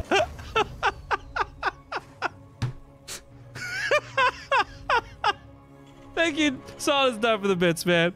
All right, what was he saying? Fuck. $25 per map win. It's Mom, loser's it's not pick. a phase. I was born Stop it! Shut up, Wardy. Thank you for the bits. Hello, Zergling. Man, okay, here's the thing, guys. Wardy and I wasted some money at BlizzCon, and Loco was with us too. We went into this store. What was it called? Like a Walgreens or something? And they had these Lego Pokemon that were just like the Rattata I built on stream. And I brought Wardy a Rattata, by the way. Like, I gave it to him at BlizzCon, and he was like super stoked about it. And we each ended up spending like 12 or 15 bucks on buying more Pokemon. Like, oh, it's such a fucking waste. I love it though. I've completely lost my train of thought for this game though. Rat-a-tat. Thank you, Dub, for 300 more bits. And Zombie up for Rat-a-tang in my ear off. What was I saying though before this? I really can't remember. Well, whatever. Let's just go ahead and reset the topic of conversation here. These balance test matches, the show matches that we kind of throw sporadically, I would love to be doing more structured tournament formats, guys, but as you've seen from just tonight, it took some time and some difficulty wrangling the players together, but I've talked to a lot of them, and the feedback has honestly just been like they're all waiting for the patch to go live. Not a lot of people want to do stuff right now because it is like the week leading up to the patch. So I'm hoping that between that wait time and Home Story Cup, once we're done with all of that, we should be back on track for taking Season 5. It's been a little bit of a shit show, let's be real, but it doesn't have to stay that way. We're going to make it the best we can and get back to doing more consistent tournament content ASAP. Until then, at the very least, we've got the Alima League, which has been nice, but oh my god, guys, I go crazy not streaming. Like, don't get me wrong, I really enjoy playing other games, World of Warcraft, League of Legends, Fallout, whatever, like, you name it. I have no problem doing not StarCraft stuff, but it just feels so lonely compared to streaming, you know? So, I will say it's been nice doing some of these show matches on random nights. I appreciate you guys keeping me company, and I'm not saying that just because it's the streamer thing to say. I very genuinely appreciate that. You go crazy streaming as well. Well, there's that part of it too, which is nice, I suppose.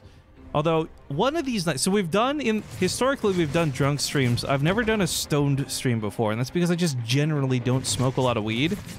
But what with it being legal in Canada, I kind of want to, like, see if I'm allowed to do that. Because it's not legal in America, and Twitch is in America. I don't know how that would work, but I think that would be a really fun stream to do. Because, look, guys, I'm going to be real honest real quick. I may have gotten a little, we'll say a little high the other night. And I am super fucking annoying while I'm high, but I come up with genius arguments for crazy problems that don't exist, and I would love to share that with the world. I think that the problem I have with it too is like any kind of stuff like that, whether it's drinking, whether it's smoking, whatever your floats your boat. I'm not someone who likes doing this stuff alone. Like, it's always fun at a party, you're hanging out with a lot of people, right? It can be a great time, but I don't get people who just like drink alone and stuff. I've never been a fan of that, so I don't think I would be the type of guy who would want to smoke alone either. But anyways, thoughts on that later. For now, we're watching these Hellions and thinking, speaking of things that smoke, these Hellions are trying to light up the Zerg. Unfortunately, Bly was on top of this. Very good response there out of the Zerglings. Future Grandin had dawdled a little bit. He was distracted by the couple lings that got up to his wall. But, oh! What a shot! Those Hellions made up for it with that blast. Killing a lot of Bly's lings, which is a problem because for Bly, he doesn't need Zerglings per se to stop the Hellions from getting to his mineral lines. Like, the Queens will get that done. But by losing the Zerglings, he loses map presence. He can't go roam around the map. He can't scout. He can't harass. Losing lings to a blast like that, well, not killing the Hellions especially, really feels bad. Cannibal Troll in chat says, Riff, what do you think I'm doing right now? Based on your name, I'm going to say eating people. How close am I? On a scale of like 0 to taste like clown, let me know. Just don't admit to US Customs you smoked weed or they'll ban you. I mean, like, I'm not a pothead, so I already... that's not hard to do. When I say I don't smoke, I'm not saying that for the sake of being on stream. Like, literally, the amount of times I get high per year is like 1, maybe 2. So I don't really have a problem when it comes to going through customs. And they're like, do you have any weed? Have you smoked weed? I'm like, no. Just genuinely no. I'm a boring old person. What can I say? Although it's crazy because coming back through Canada, again, this whole legal weed thing is still new. Going through Canadian customs, so coming from America, going back home to Canada, they had a lot of declaration stuff about weed. Just, it's so surreal seeing signs that are like, if you're bringing any cannabis into Canada, you must declare it. The signs are basically like, it's fine, we're not baiting you, you just actually have to declare it. Like, that's so crazy to me.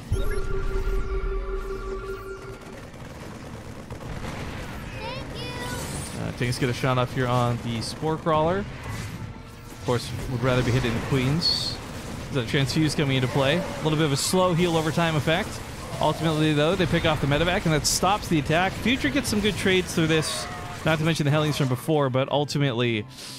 Actually, the resources lost end up being surprisingly even, but ultimately he is pushed off and his attack is brought to a halt. In the meantime, thank you, Hey Queer Hey, for the Twitch Prime sub, as well as Hipperman_. I'm not expecting subs, donations, or bits this stream, but I'm getting them, so thank you.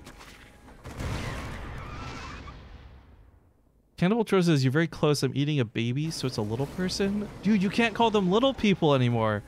That's not politically correct. They're vertically challenged. And they've gone on to do great things. Have you seen Game of Thrones?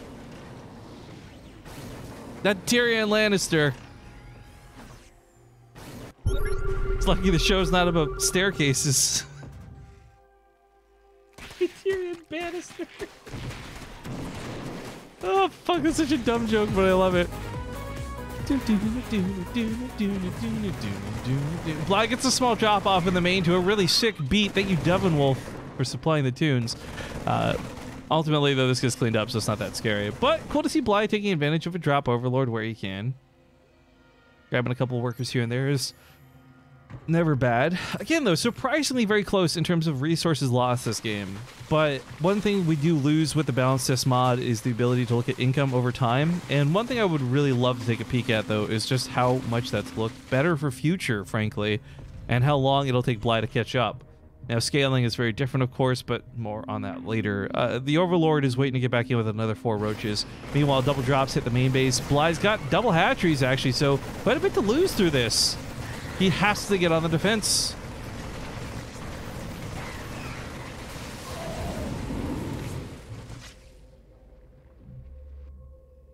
Twitch terms of service, I don't condone the actions of our moderator, nor do I agree with him. And he will be dealt with promptly. Something. Don't support prejudices, guys. It's a close call? Maybe. All right, getting back in the game. Future's doing some really great harass with these drops, making up for some of the losses he took earlier. That's kind of nice to see. Still, though, nothing really too drastic or too dire out of either side. Spire comes up for Bly. I'm actually really hoping this pushes it to the late game, though, so we do get to see things like an Ultros Cavern. We had briefly touched on the upgrade earlier, so while we might not see it this game, as this definitely feels more like Broodlords than Ultras, it is worth noting that Ultra's got a really cool upgrade in the balance test mod, and what is soon to be the patch of the game, because they haven't removed it, and it's a speed off of creep increase. They get a little jet stream behind them too, which is kind of cute to see, but recently, and again, I don't know if it's live for the balance test mod, but recently they announced that the upgrade itself will be cut in half the time, so you'll be able to get it even quicker in the live version whenever that goes out. Which again, we're all suspecting is November 20th, but no confirmation. Ultras were pretty terrible before NES 8-bit, and I think that the upgrade doesn't make them better, but it makes them less terrible, if that makes sense. The speed increase is definitely very helpful for jumping on top of things like ghosts and other units that would otherwise be a nice counter to them. But Future continues to gather his forces. He's at 107 army supply. He's about to hit his 2-2 for timing. Bly might be thinking about mutas, but Future's not really worried about that right now. One of the other changes to highlight, Thors were kind of nerfed a little bit in terms of what they can do to deal with mutalisks. They're no longer like the anti-muta machine they were before, but they still do work. So in a pinch, Future can pump a couple of those bad boys out. Maybe get a Liberator or 2. But ooh, tanks on the backside almost get caught. Good positioning for Bly, or for Future if he can get this fight on Bly. Bly realizing this backs away from the cliff with his Banelings. Last thing he wants to do is lose those for nothing. Hatchery is going to get picked off. Bly's not entirely coming back to deal with this, though. He's darting across the map with the Zerglings. And there is defense. Liberators were set up at home. There's a tank. There's several Marines. Bly's counterattack will not be that efficient, which is really unfortunate because it means he could have used those to defend at home perhaps a little bit better. Either way, the mutas are, ooh, nicely skinned. Oh, metallic mutalisks that they are. But they'll catch Future before turrets are done. The Marines are not in position. He could rally them up to the main base. He's got a couple Liberators for this too, but I don't think he's thinking about home right now. I think he's saying those mutas are going to kill me very slowly. I can kill Bly much faster if I just focus on the attack. So whether it's North American players or more North American players, we have a lot of weird base trades that have been going down on these games tonight. Ravagers yield position, cancel themselves there, kill roaches once more.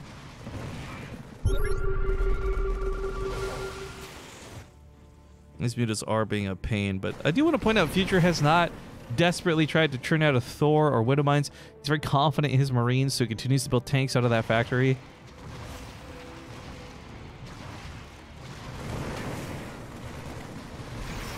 Oh, the Marines are going to shred these mutas. This was not a fight Bly should have flown into. That just cost him 10 of his mutas. Not so good. Well, I think 9. One of them had died on the other side of the field.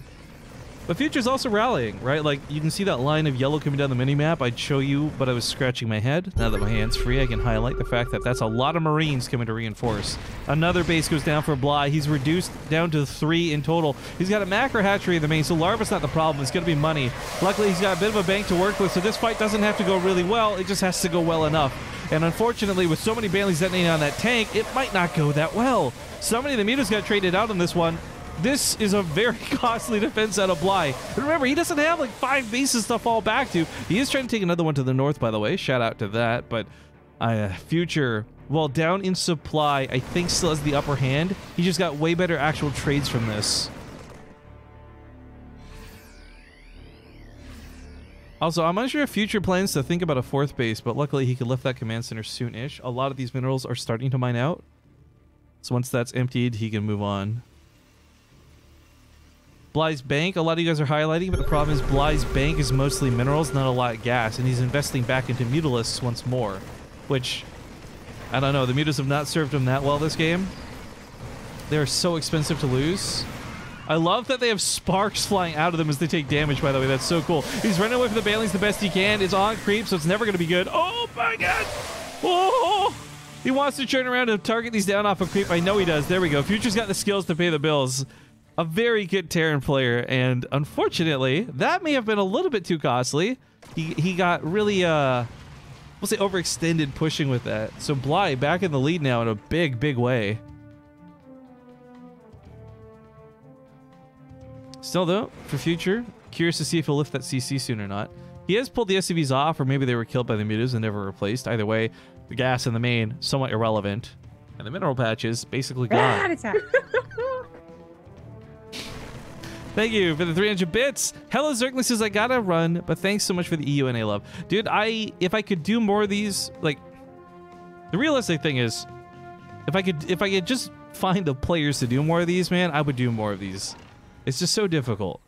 It's not about the time, and it's not certainly about the viewership. It's just about getting the people around for this. We got a little bit lucky towards the end. I'm glad we got Future to play some of these games. Shout out to Nurchio, Goblin, Warren, and Creature as well. Groovy Man will be playing a match too, but ooh, these mutas are getting corralled. Stuck between 3 terrible places. He's bleeding out. It costs him so much gas and so much minerals just to trade out for a couple Marines. Really not worth it in the end. But still up in overall supply. Looking freaking-tastic. So Bly's game is not all about the mutas.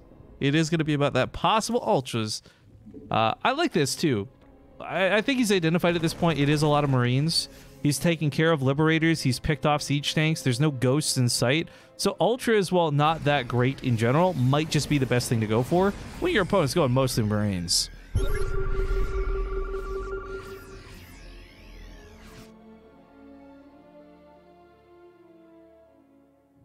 Outside with the mutas. Still no defense really in the main. A single missile turret sadly sits there, halfway dead. They will pick off a lot of SCVs, not something Future can afford. Guys, Bly looking better and better with each of these engagements. Future also going to get surrounded here. Not enough room to run away from the Banelings. Taps out. Ooh. GG. Bly ties things up now, 1-1. I am going to go to a commercial break, though. So we'll do at least one more with these 2 players. We'll do at least one more game with these 2 players.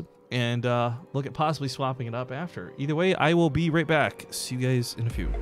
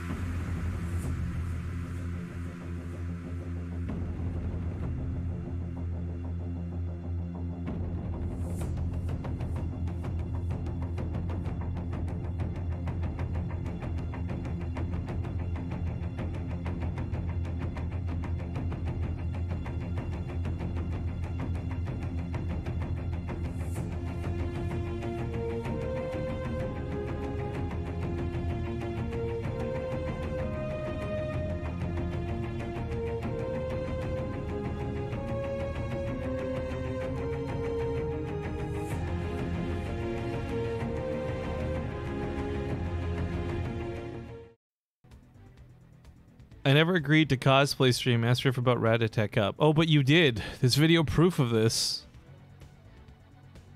You've been so busy. Wardy is caught up in so many scams right now. You guys remember that time the viewers donated $250 for Wardy to get a custom in-game marbles ball?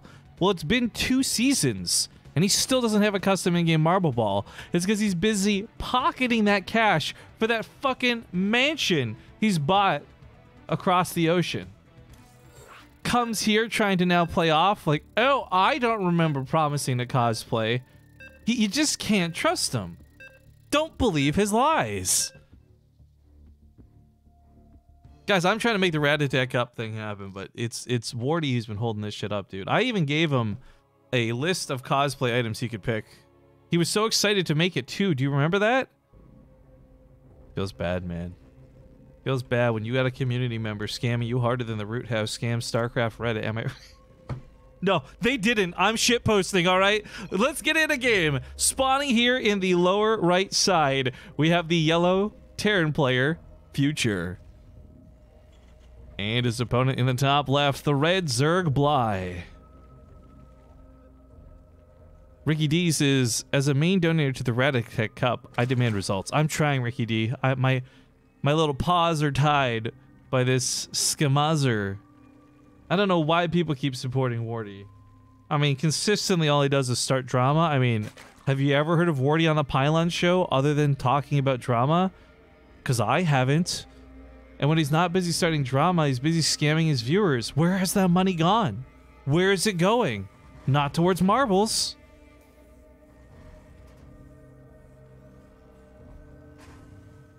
Right, then he steals emotes. Riff Blush wasn't even his emote. He stole that from somebody who has it as a tier 3 emote. It's absurd the lengths this guy will go through. You guys notice Wardy he's not on the channel that often anymore? I have to separate myself from him at this point. He's too much of a he's too much of a liability. It's too much of a risk. All right.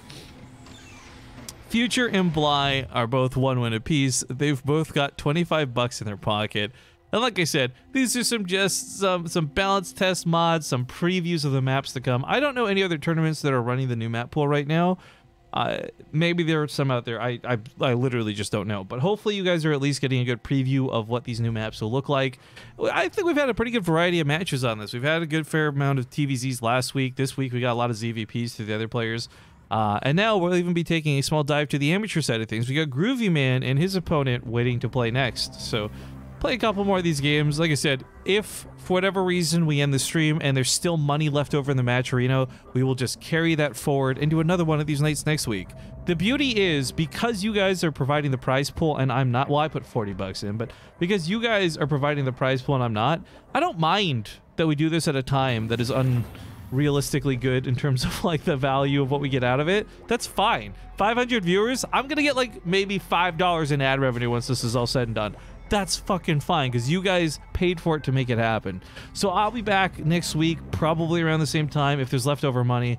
But like I said, we'll go till I'm tired until we run out of players or we run out of money. Whichever one of those three things comes first. And so far, feeling pretty good. Getting to watch the future games is something I really enjoy.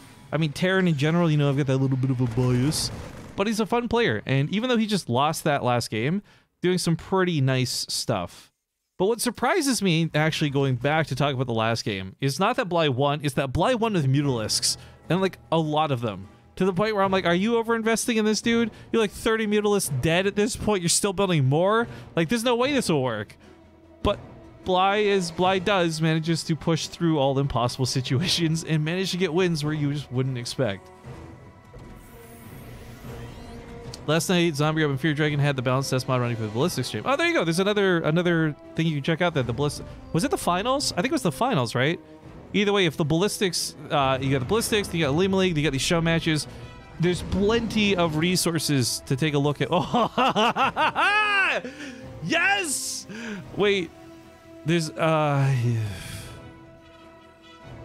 on, I gotta have a song cue for this one. Because the VOD's gonna get muted, I don't give a fuck. Congratulations to the live viewers who got to enjoy this. I have a song ready for when he does this. Anyways, the bunker at the front's going to hold. This looks pretty good. Bly, whether he's prepared for the battlecruisers or not, the battlecruisers were changed in a pretty big way. If you guys are unsure, the details on that, we'll go over it in a moment. But for now, future holds with a really nice bunker play. Loses some SCVs. It sucks because if battlecruisers are the aim of Future's game, they are expensive. 400 minerals a pop. They're like building a command center and then some. It's not great losing this many workers when you need to have that money. I mean, the depot can't die either. They're also very supply heavy. Oh, Future, please repair that. Ugh. Okay, well, the battlecruiser coming up is going to be, we'll say, problematic.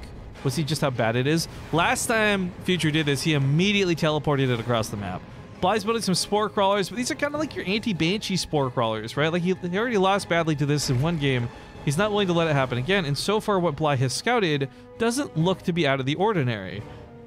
Let's talk a bit about the battlecruiser changes, guys. First off, Yamato Cannon was nerfed a little bit. It does a lot less damage, but that doesn't matter nearly as much because the battlecruisers themselves were buffed quite a bit. Someone was saying the number is 20%. I don't know if that's true in terms of like actual value, but they removed the random delay, which has increased their actual damage output because there's no longer that inconsistency of sometimes shooting slower, sometimes shooting faster. So someone was saying it's just a flat 20% damage increase. Regardless of how you want to view that, they can move and freaking shoot, and that's the biggest of deals. It allows them to maneuver around some terrain stuff. He is going to just instantly teleport to the other side of the field. He'll kill the queen, I think, with no problems. The spore crawler will be a bigger issue, however. Either way, another queen joins the fun. They have really high base armor. Battlecruisers have, I think, the highest base armor in the game. Next up is Corruptors.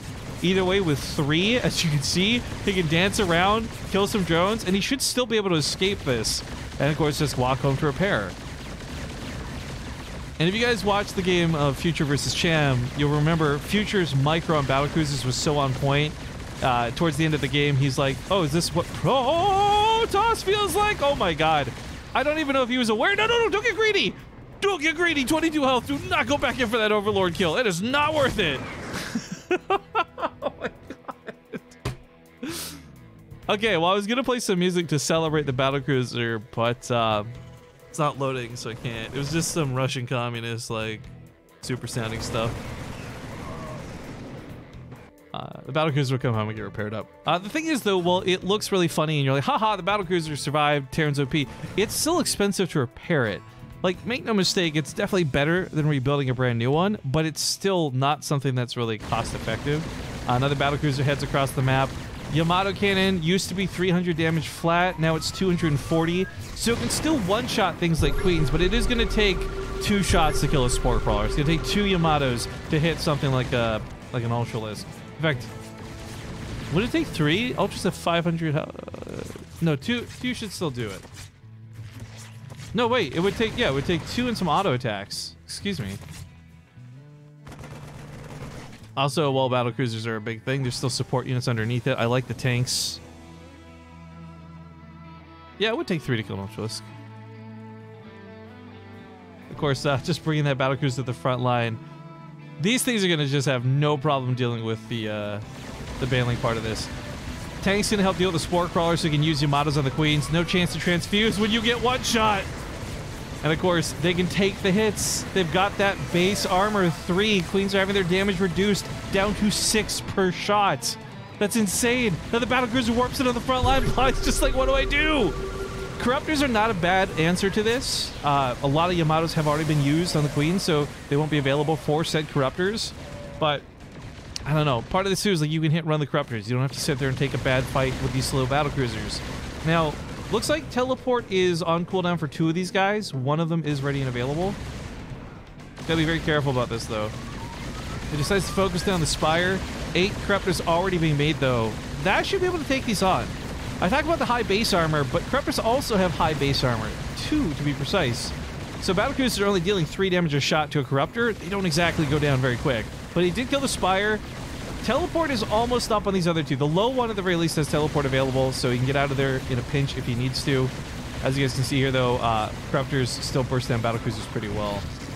20 damage a shot. That one barely gets out of there alive! This guy, does he have time? No, he's gonna die. Okay, 1 Battlecruiser down. Huge resources lost there in the 1 single unit, but surviving with 2 is a pretty big deal. As we'll continue to try and build a few more. I mean, 3 starports, so I think we're going to see 3 BCs at a time if we can get a 3rd CC to support this. Mules get dropped, Battlecruisers get repaired, and Yamato, by the way, can still one-shot Corruptors. That's another big part of this. I talked about the damage being toned down. It really only affects the big bad units and the Spore Crawlers, not really things like Corruptors and Queens and Hydralisks. Although, if you're Yamatoing a Hydralisk, you're feeling very cocky in that game. I think one thing that's great, though, is last time Future did this, it was just purely Battlecruiser, and it was kind of comical. This time around, he actually has some proper ground support. Even if it's just a couple of tanks, I really like this addition. The Marines will help out a little bit, obviously, too, but I think the tanks bring a lot of power, because you can no longer use Spore Crawlers as your defense. And frankly, if you want to stop Battlecruisers, as funny as it sounds, a lot of Spore Crawlers will actually get the job done far more efficiently than Hydralisks would. And, of course, at no cost of gas. Now, Bly still has a fair amount of Corruptors, 8 of them. Not enough to really zerg down these Battlecruisers. Remember, he can Yamato 3 of them down immediately, auto-attack the rest, and then teleport out of there, hopefully in time, to keep the Battlecruisers alive. A little bit slow on that trigger. Ooh, it's tough dealing with these. He's got Yamato. Okay, on the new Battlecruiser, he's not using it. Maybe he doesn't realize it's available? I mean, the thing is, Bly's only just now rebuilding the Spire, so he still doesn't have the ability to remake these Corruptors. But they get the job done. In Future, as OP as this looked, ends up losing a lot through this. Teleporting away to safety is still... How many Battlecruisers dead? 3? 1,200 minerals. Look at that. Future was so far ahead on resources lost. In 3 Battlecruisers dying, he's almost been caught up. Like, I'm not trying to make this seem better than it is. It's still way better for Future. Don't get me wrong. But that's just emphasizing the cost of how expensive these Battlecruisers are. I think one of the big things for Future, too, is while he's building a lot of Battlecruisers and a lot of Yamato cannons can be really good, realistically, we're missing upgrades on them quite a bit. The armor is kind of whatever. The weapon upgrades, I think, are what you're really looking for with these guys, especially the whole move and shoot dynamic of it. But it's not just a little miscontrol, as some of you are discussing in the chat. Future's doing things like teleporting the Battlecruisers to the front line, which has its own ups, but also has a lot of downs, because you can't teleport it away to safety. You can't make it live forever, so to speak. And Bly's attack gearing up here is one that Future is going to be wasting so many shots on the Corruptors, he won't be able to shoot the Lings, where he would normally otherwise clean this up with relative ease. Yeah, this is a lot of dead SCVs. I mean, slow response, not seeing this coming. Feels bad. Let's see. There are 14 Corruptors, there are 4 Battlecruisers, so he can Yamato down 4 of these pretty much right away. Hopefully he will. But the problem is, again, even if you kill the Corruptors, you're flying away with no health remaining. Wait, did one Battlecruiser tactically jump forward? No, just back. GG's get called. Bly defeats the Battlecruiser build and takes a 2-1 lead in the series. But now is the time I need to ask you guys, and this is like a simple vote, 1, vote 2, right? Would you like to, yes, see more Future and Bly, or would you like to, no, see instead me swap out for other players? So 1 for yes, more Future Bly, 2 for no.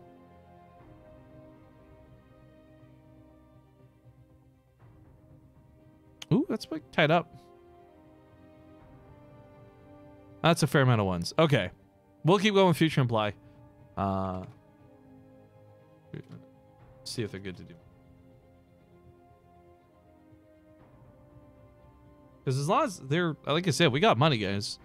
I've got $25 set aside for Groovy Man at the very least. But like I said, we got quite a bit of money thanks to like in that Matcherino page for today.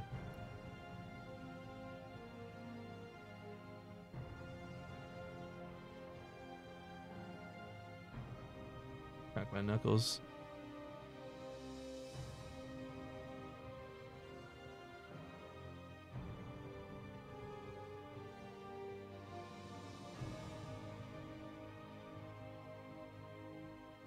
We'll let Future pick the next map. We'll do at least one more with these guys. Then we'll do Groovy Man's match after that. So Groovy Man, if you and your friend could be in chat channel Basetradetv on North America to save some time, that'd be great. As we'll hit you guys up next. But Future wants stasis for this next game.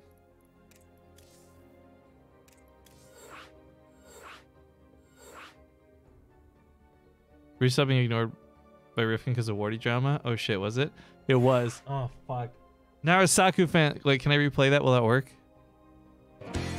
Sometimes you wanna go where everybody knows your name. Narasaku fan, that is 60 months. That is that 6 years? Is that 5? Is that 5 or 6 years? Holy fuck. Think of it as 6 month resub. 5 whole years. Yeah, 5 years. There you go. Condog 902, thank you for the 100 bits, by the way. This should be a TVZ channel only.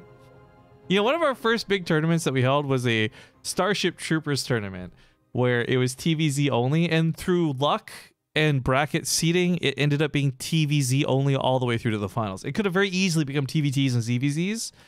It was that was one of my favorite first tournaments I think we ever hosted.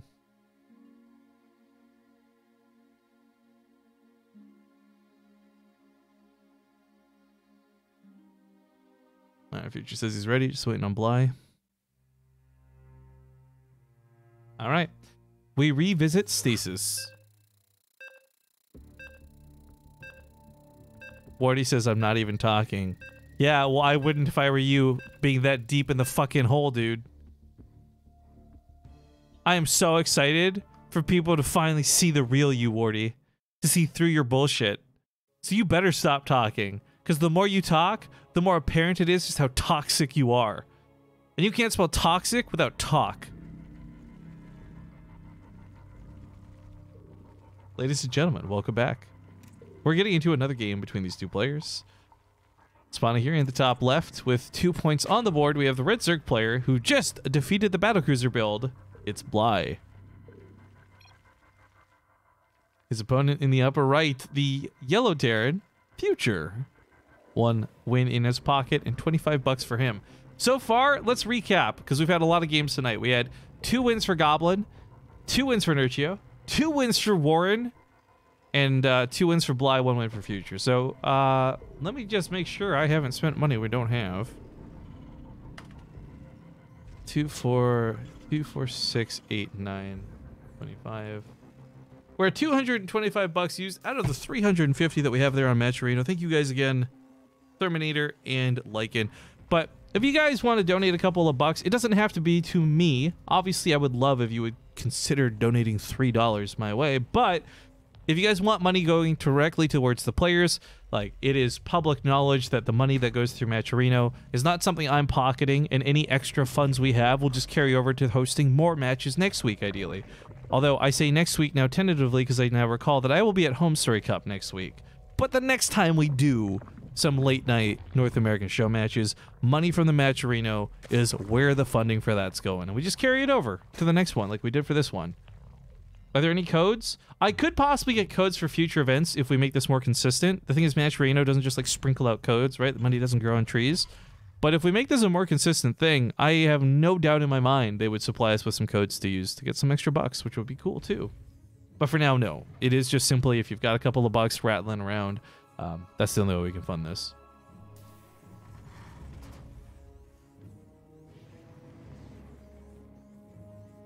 The bully jar is up to 20 generous donations. Deadly Base says, are they paid just for playing or only the winner takes the money? Only the winner takes the money. It's $25 per map win. So if you win nothing, then sadly you walk away with nothing. But luckily, because this isn't like a big, long best of 5 series, you're not wasting a lot of time either. You know, a couple of these games are going to be quick, up and down type matches. And like we said, we got Groovy Man showing us some of the more, I don't know why you take this offensively, but some of the more amateur side of things too, which will be good to get a look at because we've been mostly casting just like Super Pro versus Super Pro type games. I'm actually really excited to see what Groovy Man's matches will look like, whether it's 1, 2, 3, or however many we play. How is playing in front of hundreds of people a waste of time? Groovy Man, I wish more people had your attitude, my guy. He says, you know, I always bring the best builds to the base trade. Hell yeah, dude. That's what I'm looking forward to. And he's got some Hellions being cranked out of future. He has not done anything that dips into the balance side of things, really. Oh yeah, Dares brings up a good point too. If you're not up to date with the amateur tournaments, we've had to take a small hiatus on those. Just due to a lot of travel. You know, Dares has been busy adminning stuff. I've been busy doing BlizzCon stuff. But our pledge, I'm actually really glad we've managed to survive the year to do it. Because if you guys remember back in February or whenever it was we started the Amateur League, we wanted to try and do 1 tournament a week for the rest of the year. And while it hasn't exactly been 1 tournament a week, it has been the equivalent of 1 tournament a week, right? Sometimes we got to do 3 in a week to make up for it because we've been gone and stuff like that. But we're getting very close to the end of the year. We're getting very close to finishing out our first year of the Amateur League, which, again, I'm very glad we were able to make happen. Overlord floats up to the main base. Not going to get too far in with that Marine. But gets in far enough to not see the tech lab spinning. Bly unaware of the Banshees or the cloak that will go with them. But he does have a Spire on the way, so lack of anti-air won't be the problem.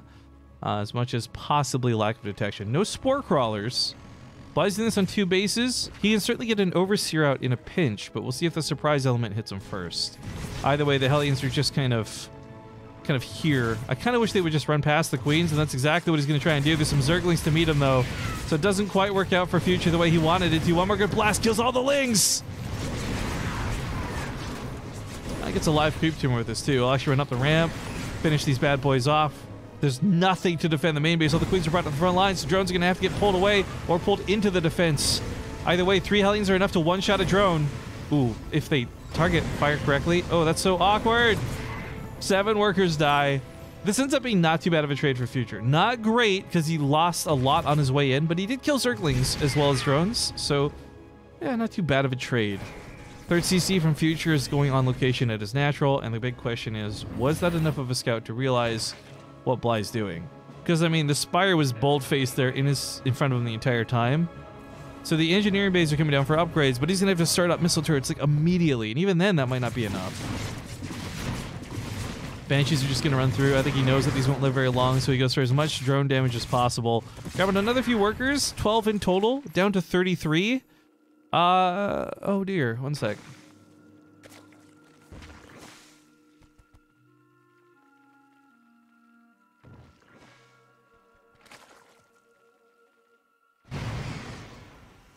I don't allow traitors into my Twitch chat, Mr. D-Roy.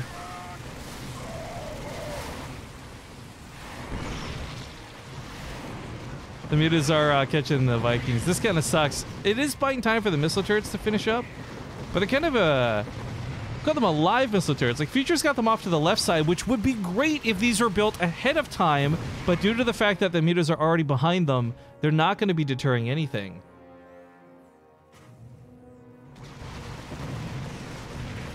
This missile turret in the main also still not done. These mutas for Bly are getting a lot more damage than I think anyone expected. And we should note, the mutas have been untouched. These are units that have not been changed since the Legacy of the Void beta, nor will they really be changed here in the balance test mod either. They are still mutas at their core. Oh, this will be a good kite. This will grab 2 mutas. Almost! Did Bly see that?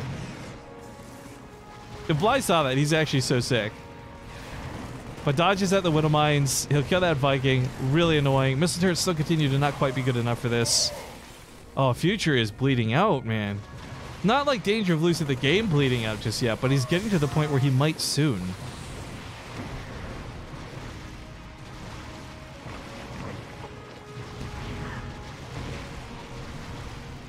Rifkin, what's your interpretation of what happened? Do you mean in this game? Because I refuse to acknowledge anything else that you could possibly be bringing up. Oh, the Widowmines killed the Overseer, but that contamination on the stim was so sick. Like, that was a beyond huge deny here. Really struggling to deal with these mutas. 8 more are coming out. Some of these Widowmines are off cooldown because they were made brand new, so Bly has to be careful with diving in there. He really wants that kill. But Future, thank God he's got 3 CCs, because if it weren't for these mules, he would certainly not still be feeling very good about this game. Oh, this turn grabs another muta there. Not too bad. Getting kind of low. Wants to open the doorways, perhaps. He's got some roaches coming up to follow this. So it's not just going to be about the mutas. Are you going to throw Cheesedelphia 8? Rifkin's not going. God damn it, guys!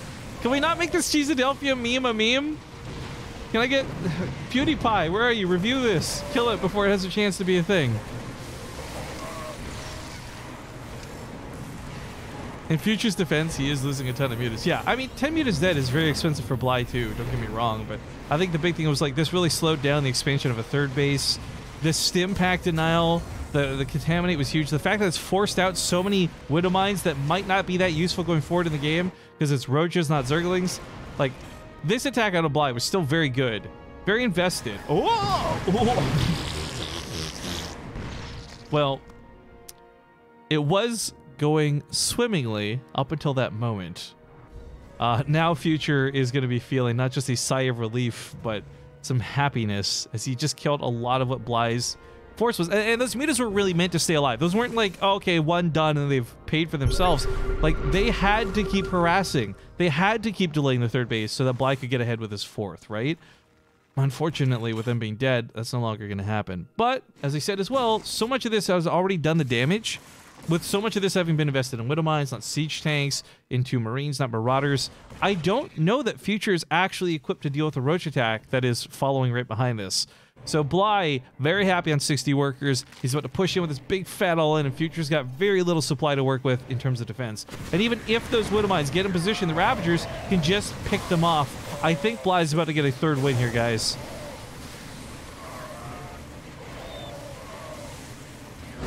GG. 75 bucks for Bly. Not too bad. But let's get Groovy Man over. Groovy Man, you and your compadre will play your match out now. Going to move on to new series. Thanks playing, guys. All right. Let's talk about what happened with me and Mr. D-Roy, okay? All right, I'm playing Fallout 76. I don't really know much about this game. It's new. I freak out, and I accidentally shoot another player. Okay, he kills me, that's fine. And I'm like, damn it, I need some backup. D-Roy's like, I'm right here, I'm right behind you. And I see him in the spaceman suit running right behind me as we corpse run back to where I died. So that, in my mind, I've got backup to take on this guy. So I rush in, and this guy is also called for backup. But there's two key differences of what's happened here. Because while I get revenge on the guy who killed me, his buddy, in turn, shoots and kills me, while Mr. D-Roy sits there and watches me die. Oh, he's not angry to me. I'm not gonna turn my... Well, then fucking don't pretend like you got my back so that I run into this situation and die again. And I die a third fucking time while he sits there saying like, I'm not gonna help. I don't need... He's yellow to me. Fucking fuck you, Mr. D-Roy. Suck my dick.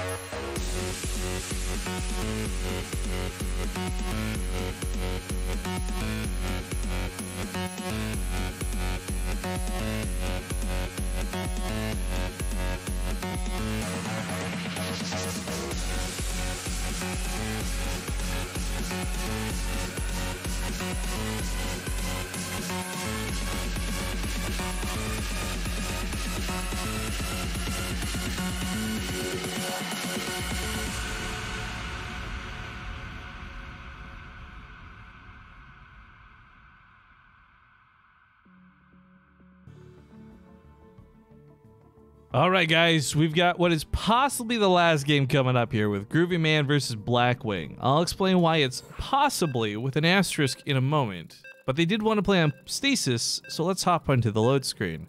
Now, I do want to note, while one player is Grandmaster and the other is not, they are actually relatively close in overall MMR, so this should be a closer match than you would expect.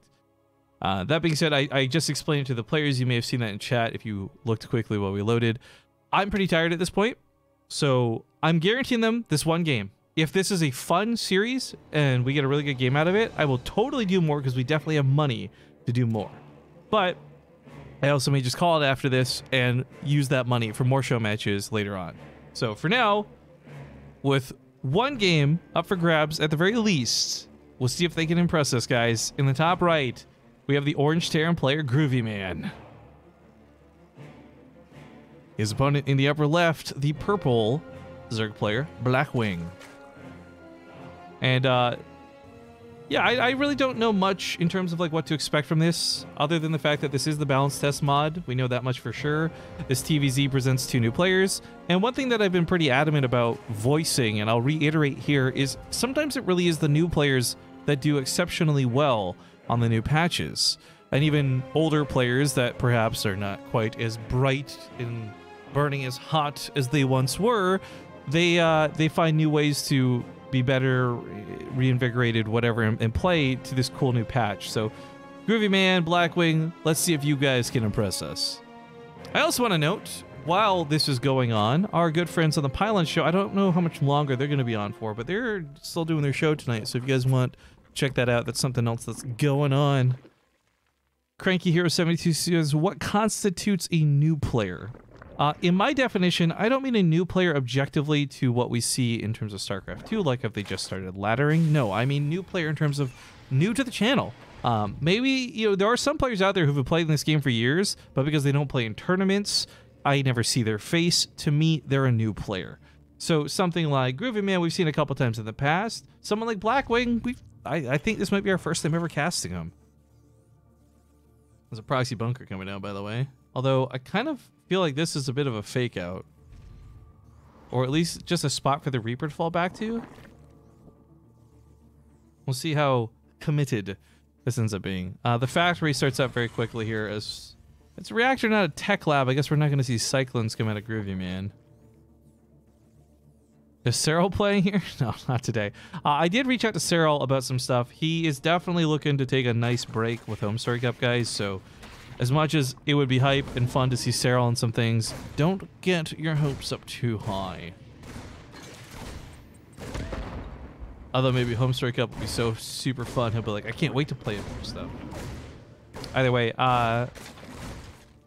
Reaper sits in the bunker kind of comfortably. The spot, I guess already this has kind of done the damage, because you can salvage the bunker. Maybe the SCV will die, I don't know. But the point is, this has already forced a spine crawler out of Blackwing. That alone is some pretty good damage. It's a big investment. Let's see if you get a micro around on this. I guess, you know what, we've talked a little bit about how not a lot of balance changes happened in the early game, but there is one change that's happening for Terran. I don't think it's live in the mod right now. But to word it better, to explain, because I saw some people very confused about this in terms of the patch notes. When a Terran SCV is building a building like this, it's going to now have a higher priority to be clicked on than the building itself. So when you're trying to target fire an SCV and snipe it off from building a building, you'll be able to do that much easier now, which is not a good thing for Terran, but a quality of life change for everybody else. Be kind of neat to see how much that really affects things. It'll really come into play when you're trying to micro the SCV in some of the proxy battles, like, oh, you get caught proxying, dance through the building and stuff like that.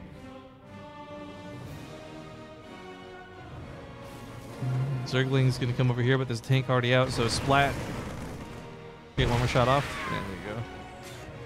As you control the watchtower, there are 2 watchtowers on this map. I guess we haven't really highlighted this through some of the casts, but obviously this top one covers the northern path. This will be probably the most frequently used distance to base. But there's also one down here that will still allow you to see pretty much everything. So if you control the middle of this map, you are going to control everything on it.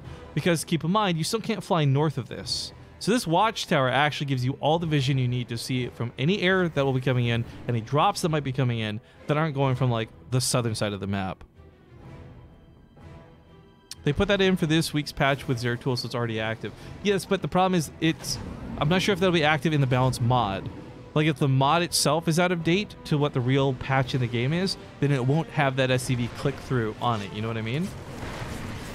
But if it's live, and there's no problems. But I'm just saying there's a chance that might not be what's happening in the mod, because we're using a mod as the patch still isn't live in terms of balance. Are those orange lights like brush? I believe so. They're just like the high ground blockers, if you will. In fact, I can confirm that in a second. Maybe they aren't. It might just be aesthetics. Checking Blackwing's vision. Oh, they are blockers. They're 100% blockers. Okay. Is there an estimated date when the patch will go live? Yeah. Everyone's guessing November 20th. I've seen several reputable sources say that they are likely doing it on the 20th, but as I've heard nothing from Blizzard, and I know nothing from Blizzard, I don't know if that'll be true, and holy shit. Blackwing, how did you get those up there? Alright, well, I killed some SCVs. Really sucks for Groovy Man. Not crazy damage, but 6 go down. What's this guy doing? I guess he's just here to repair. The tank sets up a nice spot for the Marines to fall back to, but there's so many queens out at this point. Oh, the medevac gets picked off too. Not good for Groovy Man. Blackwing now no longer has anything to really fear from this attack. The Banshee will be picked off very quickly. She's in range. Feels bad, man. The tank, I guess it's nice. It will do some damage to any units that stream across the map, and this is just turned into like a tower defense in a way for Groovy Man, but ultimately, all of his mules being evacuated from the Nash. Oh my god, that's so many mules too, Groovy Man! Oh, put him on the mineral lines at least! Oh no! That's hard to watch, guys. That's 3 mules. Ugh.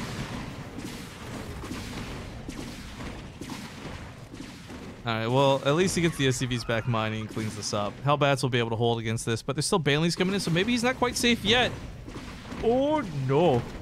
This is not Baneleys to bust the walls. Oh, he gets the supply depot that had supply dropped on it, too. Things are just going very badly here for Groovy Man, and if you guys missed the backstory to this, Groovy Man got a speeding ticket recently. He needed this money to help pay it off, and Blackwing is looking to just steal that away from him. Now, as far as Blackwing, by the way, we did say to Groovy Man, if you just find an opponent around your MMR, bring him on. We can have a challenge. He grabs Blackwing. So maybe good guy Blackwing will fork him over 25 bucks at the end of the day. I don't know. But right now, Blackwing is very much in control of the game. 55 workers to 38. He's got 3 bases. It would be a little bit better if some of the creep spread was more out there, but he is starting to get those tumors down now. So he'll have that creep in due time. Oh my god, that Banshee cloak at 5 health. Oh my god. Keep in mind, while the rocks here did get broken, there's still more rocks you gotta go through to get to the other base. So it's not a straight shoot across the middle of the map. Are they attacking the rocks from the low ground? Yeah, so there's like a bug right now where you can attack some of the rocks from the low ground. I don't know if that's intended or if they'll fix that up for when the patch actually goes through. It's definitely something we've seen more than once though, so it's not like a once-off mistake. It probably just has to do with like the size of the rocks or something. It's 100% not intended. Yeah, that's my thoughts on it, Burninator, but frankly, the map makers have done some things. Like, there was this trend where they were putting rocks over top of assimilator or gas geysers, so I never know what to expect as being on purpose or not anymore. It's Mech out of Groovy Man, though. I'm a big fan of Mech, a big advocate of anyone who's brave enough to go down this road. So I guess a couple things to highlight for this is Hellions are pretty much the same. You're not going to see anything really different there. It is the Cyclone that has the biggest tweaks to it. I don't believe he went for Magfield Accelerators yet. Not as important versus Zerg. But the Cyclones can kite once again. Their lock-on ability is not limited to air. They can lock onto ground units, and more notably, they deal a lot of damage over time. 400 damage over time. If you get the Magfield Accelerator upgrade, it'll be 400 plus 400 versus armored, but 400 damage over time against something like a Mutalisk is still plenty.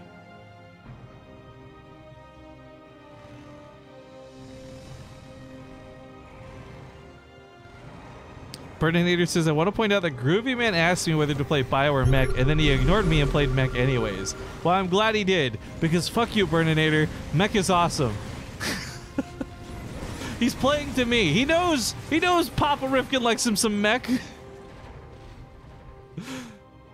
Ghost Control is so good. If Groovy Man's Ghost Control is good, he can still play Ghost in the late game if it goes down that way, but oh, he's going for Thors. I'm not a big fan of this move, so Thors still shoot up. They still, in their one mode, do nice damage to Mutalisks, but they were and have been tweaked. They're trying to, Blizzard, by the looks of it, move Thors away from being like really an anti-Mutalisk unit and more like an anti-carrier / anti-Tempest unit. So, smaller splash radius, it's a little bit more difficult to use Thors. They've still got some good ground damage, but they also lost some of their bonus armor that they were given a couple patches ago. So Thors are just generally a little bit weaker when it comes to kind of overall dealing with mutas. Cyclones, I think, are going to be a lot better, more reliable with their lock-ons. Like we said, 400 damage over a few seconds pops off these mutas real nice like. Not something he's going to stand his ground and fight against, but still good damage coming out of those Cyclones nonetheless. The Lings run over here as well. What does this button do? I got no clue. When you find out, let me know, please. Ooh, Banelings tear through the Hellions. Not quite reaching the Cyclones. Cyclones have their health nerfed a bit, too. You guys may have noticed that with the damage they just took. Currently, they have 180 in the live version of the game, but only 120 in their new version. They cannot be reactored out. They need tech labs.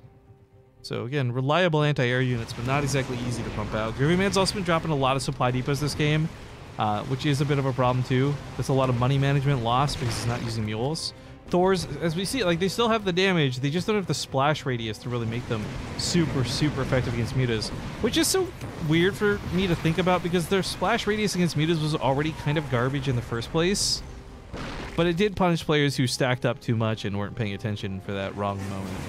Either way, Groovy Man's down about half the overall supply, half the worker count, and not looking so great on the army front either. Drilling Claws had a kind of cool buff to it. So it's still what you know in terms of like allowing Widow Mines to burrow faster, but they changed one small bit where now the Widow Mine, as you guys know, reveals itself after it shoots its payload. It will not with Drilling Claws. It will stay close, so Blackwing will need some detection. Dives in a little bit too deep, costs him a couple of mutas. There's still big attacks set up on the outsides and the outskirts of this. Hellbats alone won't be enough. He's been so focused on the mutas, I think the tunnel vision part of this game might be costing him, because while this goes on, the Lings, the Banelings, and the, not potential, but the eventual Ultralisks are really going to be what makes this game. Ooh, he somehow dodges the Banelings with the Hellions. That was kind of nice. Still loses all the SCVs, gets obliterated on the right side. Muta's coming on the left side. Groovy Man is dying out here, guys, and not in a good way.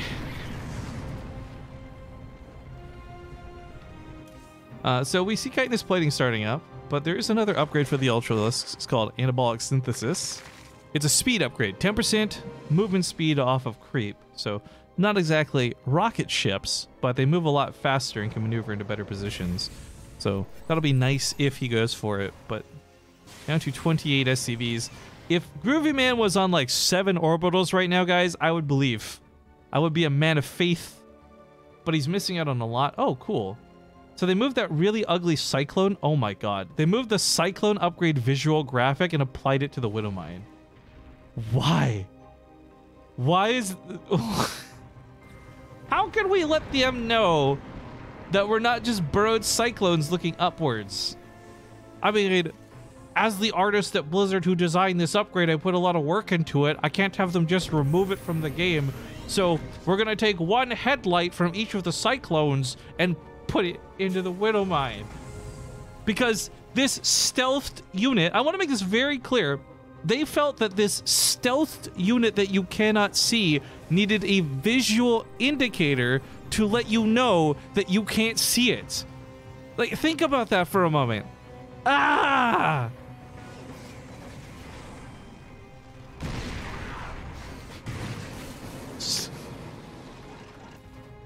All right. There's the ultra speed upgrade. So it looks like the balance mod is not updated to what the new patch is going to be. Oh my god. These ultralists look nasty. Goodbye, Groovy Man.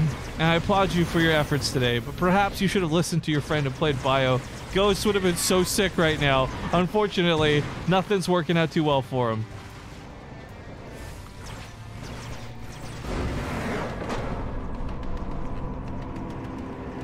The viewers can use your head numbnuts. No, guys, I just want to choose to believe that this is frustrating and stupid. All right. Congratulations to Blackwing. He will steal $25 away from Groovy Man. But that will also wrap things up. So, thank you everybody for joining me tonight. I'm going to call it there. We're going to have, I want to say ballpark $100 left over. Black Spade Kill Me, thank you for the 1,000 bits. He Banley busts me, just like Blackwing Banley busts Groovy Man. What would you like to see balanced? A seesaw. And today, thank you for the tier 1 sub 2 coming in 46 months in a row. Jesus, take the wheel! Back to the drawing board. Yeah. Is this a StarCraft channel? I thought it was a League of Legends and World of Warcraft channel now. I think we're going to have about, give or take, $100 left over that we can use for another one of these nights in the future. So we'll do some more StarCraft 2 stuff for sure. I'm not... Again, I want to make this very clear. I want to make this very committed. I'm not pocketing this cash.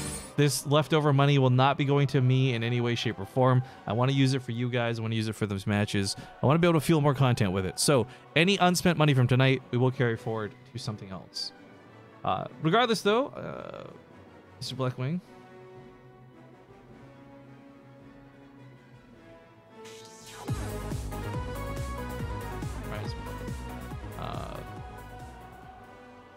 I gotta come up with more bit alert sound effects. Thank you very much, BSK. Again, 500 bits saying, I love your jokes. You're the best, Riff. Thanks for the great work. Thank you for supporting it, dude. Zappa43, thank you for the 3 months, too. Rifkins and Ewok. No, someone said, does Rifkin have a comb? And the only thing I had was a fork. What was this called in The Little Mermaid? I used to know what this was called. Dingle Derper or something? No, that's a streamer, right? Anyways, I don't have a fucking comb, guys. Are you kidding me? My hair's a mess. Dingle Hopper. There you go. Thank you. Anyways, that is going to be it for the evening. So before we go, I need your help choosing who to host. I have some friends doing some StarCraft 2 stuff. I have Livy B, who's online right now too. My good friends, both Joyce and Kara Corvus, who are like my favorite people in the world, are also streaming. Any preferences on who you guys want me to host tonight? Because I can't pick. There's just too many good names to choose from. Hell, we could even host, is the pilot show still going on? Oh, they're probably almost done. Give us a grill? Well, that's easy, dude. Renee Zellweger. What? Channel now. Oh, good. Oh, that's fucking terrible. Bacon Hero. It's fucking terrible, dude. Oh my god. I love it. I love it, though. Fucking terrible. I should host Wardy for more drama. Dude, should I just like offline? Like, Wardy's not even streaming. If I hosted Wardy right now, it would be like the sickest like fuck you host of all time. Just host this offline channel. I think he's hosting Rotterdam right now. But okay, I'm going to dump you guys because no one has any particular requests. I'm gonna go dump you guys on my friend Kara. She is like not even there. Forget it. Fuck you, Kara. You should have not been AFK, bitch. All right, who else is online right now? All right, let's go give Livy B some love, guys. Thank you again for watching. Thank you for hanging out. Thank you for joining these show matches. I hope you enjoyed these show matches. What do you ignores chat? There was like no requests, dude. You give us a girl. Anyways, yeah. Go give Livy some love. She's there. She's not AFK. Otherwise, is your stream broken? Tonight's a drinking stream party. Oh. Sounds like Livy B's stream is going to be a lot of fun then. So, I'm going to go host Livy. I'm going to play some commercials before I do, though. Thanks for watching, dudes. Subscribers, be sure to check out your Discord channel and Patreons. Be sure to check Patreon later. That way you get the replays from tonight. I'll see you guys later.